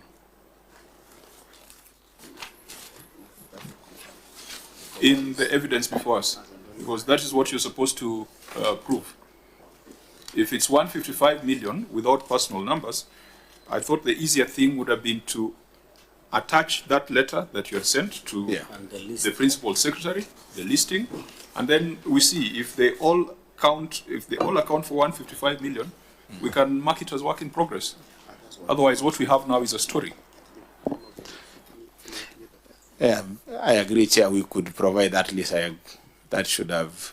We thought that the letter would suffice, but we can provide. But you can see the letter refers to something else that is more substantive. Yeah. It's a list that is the substance here. Yeah. But there's also a manual payroll of 85 million and a casual payroll of 70 million. In your response, you have not distinguished the two. Why you have a manual payroll and a casual payroll, and you know. And Chair, in addition, the number of staff that make up a manual payroll of 85 million 202,776 and casual payroll, which is 70 million 338,749. And we have seen counties when they pay casual, sometimes they say for municipalities, and they give how they pay, the ID number, their job group, and the amount they pay, so that we dissuade the issue of ghost workers or workers that are not supposed to be appearing, of 155,541,525. And it, in fact, in the observation, there is a manual Excel sheet which the OAG extracted this information. So I expected the county to provide that for easy tracking, and one of this 155, 541, 525 on this 85 million 202,776 for the manual payroll and casual payroll of 70 million 338,749, so that it comes up to governor to 155 million 541,525. So if there is a manual Excel sheet that gives total to this, it would have been easy to resolve this audit query. So, Governor, where is the manual Excel sheet? I mean, it's not small money. It's about 13 million a month, isn't it? It's about 13 million a month. So it's not pocket change. It's quite significant. And I thought to account for this, it would have been just easy to say these are the people we have on the manual payroll, these are the people we have in the casual payroll, this is a total amount, and then you give us the story about the mitigating circumstances. Failure to which we could easily come to the conclusion that you are pocketing 12 million a month on unaccounted for employees. You see, you are doing great things up there, trying to rationalize your numbers, but then down here, you are still having control issues, which then make a mockery of your rationalization efforts. Chair, our understanding was that the audit query here was, the reason why we have these figures outside the system, because the list of the casual payroll and the manual payroll was actually shared with the auditors. I mean, it's how they generated these figures is from the information and the documents that we gave. So our understanding was that the query was really to explain why they were not in the HRIS as opposed to the exact details, but it's something that we can actually provide. Governor, let's be clear. The auditor has their time for audit, and it's statutory. I think, did we change the law so that it starts earlier than September? Yes, there's a Treasury circular that requires that financial statements be submitted by 31st August so that we start on 1st September. 1st of September. So from 1st of September to 31st of December, it is a time for the auditor to do the audit. After that, the Constitution requires them to bring the reports to Parliament. So now it is to the satisfaction of Parliament, not the satisfaction of the Auditor General. So I think this is a matter that we cannot resolve on the face of it. And members, since we have so many issues that still require further explanation, I think today we have stretched quite a bit. In our next engagement, we'll make sure we start much earlier so that we don't leave any matter hanging. Maybe on the 155 million, 541,525, I thought it is important that the governor brings the evidence that totals to this.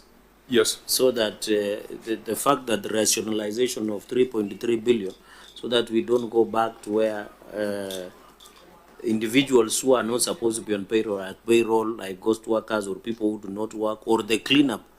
Governor, because you had indicated you did cleanup of the payroll system, but the fact that in the payroll, there is still people who are paid through manually, and we know manual is prone to abuse. So can you dissuade us? And I think, Chair, as you rule on this matter of we hold it there, I think the issue of 155 million should and must be addressed and accounted for the way they have done in other aspects where we needed that has not been resolved. And I think, Chair, if you look even at prior year matters, sorry for taking back, this matter still recurs in the previous financial years that has been captured. And Governor, we did advise the OAG to be capturing prior year matters so that it is easy to track. So, Chair, I yield back, Chair, on the, or because I know the meeting will be suspended shortly, is if on the issue of projects, I tend to agree with you that you can come to Nandi. We'll welcome you warmly. We see most of these projects so that when we are querying the projects, we are on site. I think it is easier that way rather than sitting here in the committee. So please feel welcome so that we can see some of these projects. And I can assure you, after doing a good job, you will not miss Mursik after the entire process. Chair, I yield. Thank you. You brought me to where I wanted us to be, to discuss and to give directions that the unresolved prior year matters that are listed as Appendix 1 in this auditor's report, they also require your response. Because, Auditor, did we get responses on Appendix 1 from the entity? Chairman, we did not get a response. The Office of the Auditor General wrote to the entity on the 22nd of January 2026, and the letter was received. That letter was documenting a total of 57 recommendations which this committee had made. Again, we did a reminder on the 23rd of March 2026, and the letter was received. That letter was copied to the County Assembly, to the CEC Finance, and to the Office of the County Governor. But, Great Chairman, we don't have a response to those issues. Thank you. Okay, Governor, you've had correspondence direct from the Auditor General on the basis of resolutions of the Senate, not once but twice, but there's been no response. Are you aware of those correspondences? Yes, I am, Chair. And we... So what is, because there are timelines. If the matters remain unresponded to, they'll keep populating your report. Because we are not, nothing will disappear from this report until and unless there is a resolution through the Office of the Auditor General and the Senate. Auditor, when did you require them to, what timelines did you give them to respond?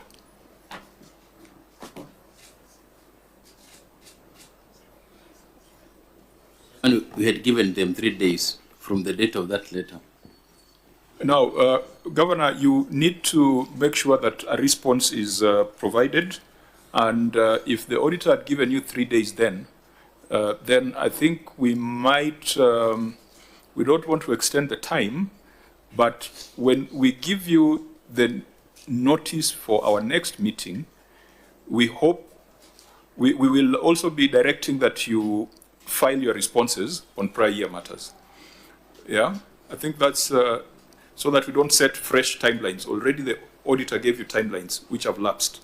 So prior to our next meeting, you will also provide a detailed response on the very many issues that are listed here. On HR, there were about 14 issues, almost 14 issues in just one department. There were things that the people of Nandi might wonder how they disappeared from the Senate. So, for example, the County Aggregation Industrial Park, it's a prior year matter, but it's also in the current year. Ineligible expenditure under Kenya Informal Settlement Improvement Project. I think there's KISIP queried and KDSP had also been queried. Then there were all these projects that you're doing, which made a lot of sense from agricultural value chain and value addition perspective, but there were delays in completion. For example, Avocado Aggregation Center, the Nandi Cooperative Creameries in Kabiet. I think there was a coffee mill project under the KDSP, and then there was delayed operationalization of Nandi County Textile and Apparel Unit. They sound, thematically, they sound like very, very good projects, but good projects poorly delivered is a bad project. So we will need to get your detailed responses on this, even though they were not part of the substantive issues in here. There were also hospitals. Kapsengere has been queried in this report.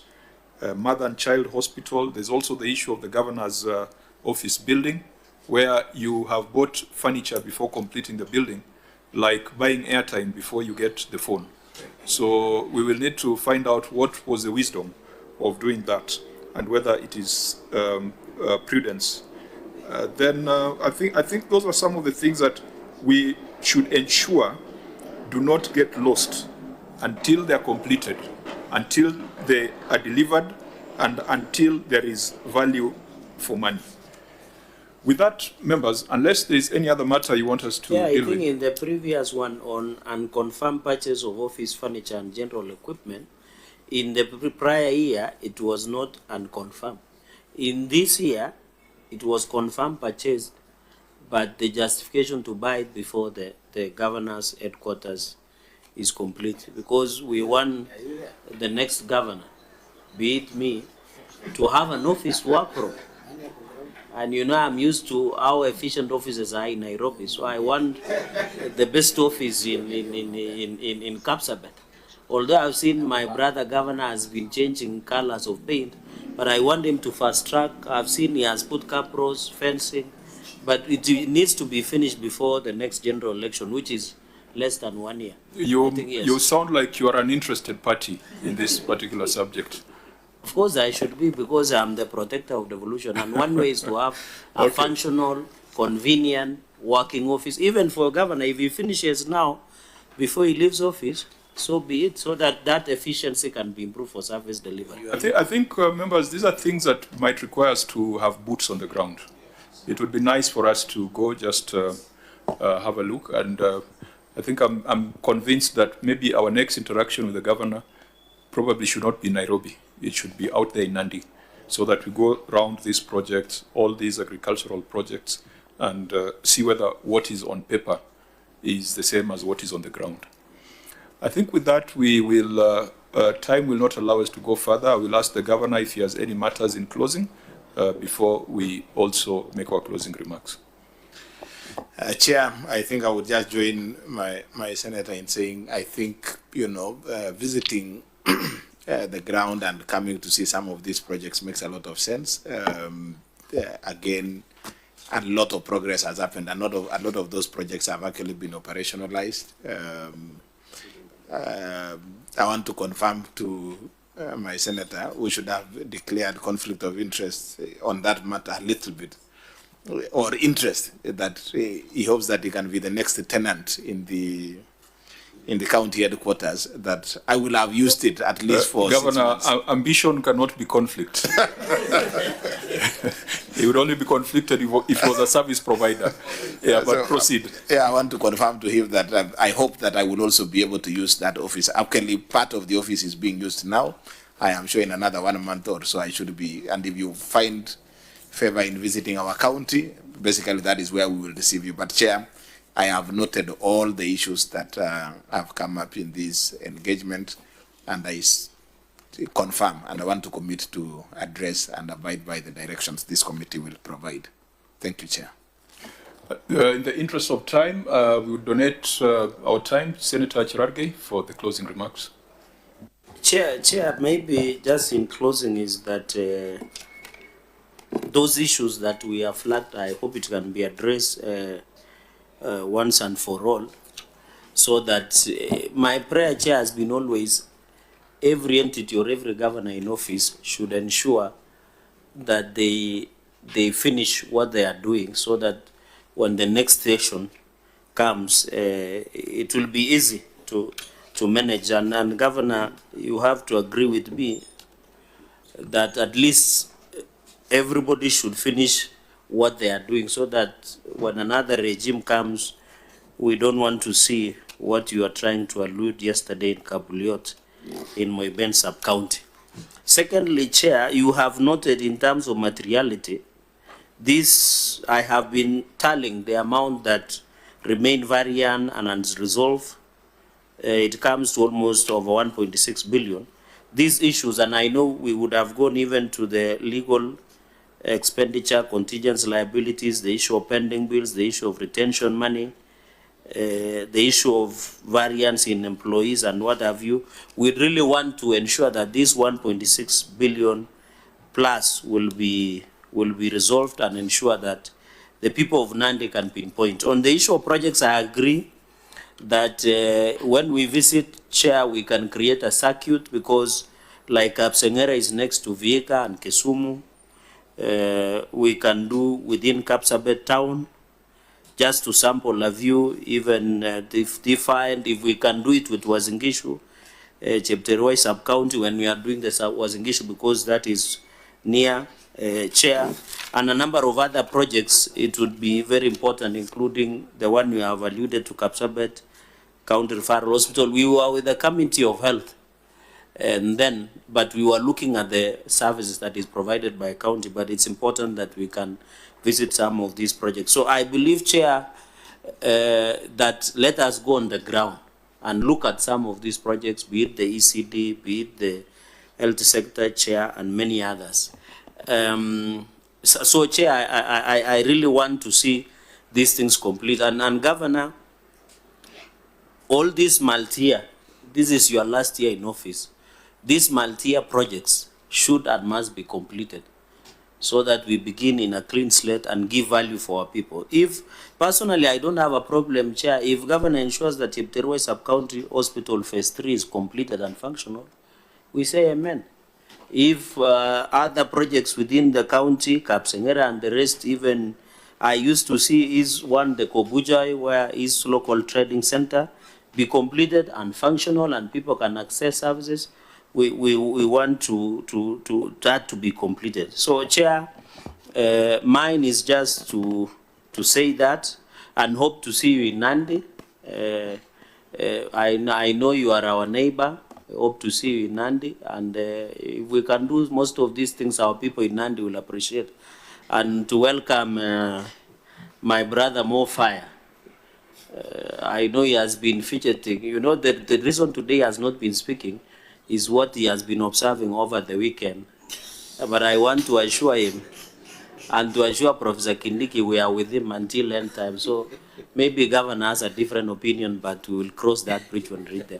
Chair, with those many remarks, allow me to rest there and yield back them. Thank you, Senator. I think just to conclude it, we were not able to deal with issues on the receiver of revenue, even though the brief we got earlier from the Parliamentary Budget Office also shows that there is a problem there. When you look at certain revenue streams, like land rates are reducing, parking fees is reducing significantly, market fees, property rent, such that the 771 million that Nandi collected, were it not for hospital fees of 385 million, then perhaps the performance of Nandi from a revenue perspective would be described to be much below average. But we shall have this discussion when we come down to Nandi and also deal with the other projects. And I hope by that time, the issues of financial reporting, misrepresentation and misstatement, we hope that that will not recur in the audit cycle that is beginning now. For the professionals, please, please take your jobs a bit seriously, because the politicians, the governors will come and go. It's just the other day that Senator Sang became Governor Sang, and it's now 10 years. But as a professional, you should make sure that you offer a service that can transcend the political leadership And you can only do that if you demonstrate utmost competence. I think keeping books in a county government, once you've got the CPA certification, should not be a challenge. And I'm looking forward to a future where we will be crying when you get a qualified opinion, you feel like hanging yourself. Because that's how it is in the private sector. You're supposed to have an unqualified opinion. A qualified opinion is not a badge of honor. It is an indicator that as a professional, you are falling short in certain areas. So in as much as we will push the governors as the CEOs, we will not hesitate to assign professional and individual culpability and responsibility to the professionals who fail to measure up to the standards. With that, we come to the end of today's session. This meeting is adjourned. We meet tomorrow at 9. At 9, okay. 9 is okay. Yeah, by notice, as you will notify us. Yes, sir. Thank you. We wish you a safe journey back to Nandi.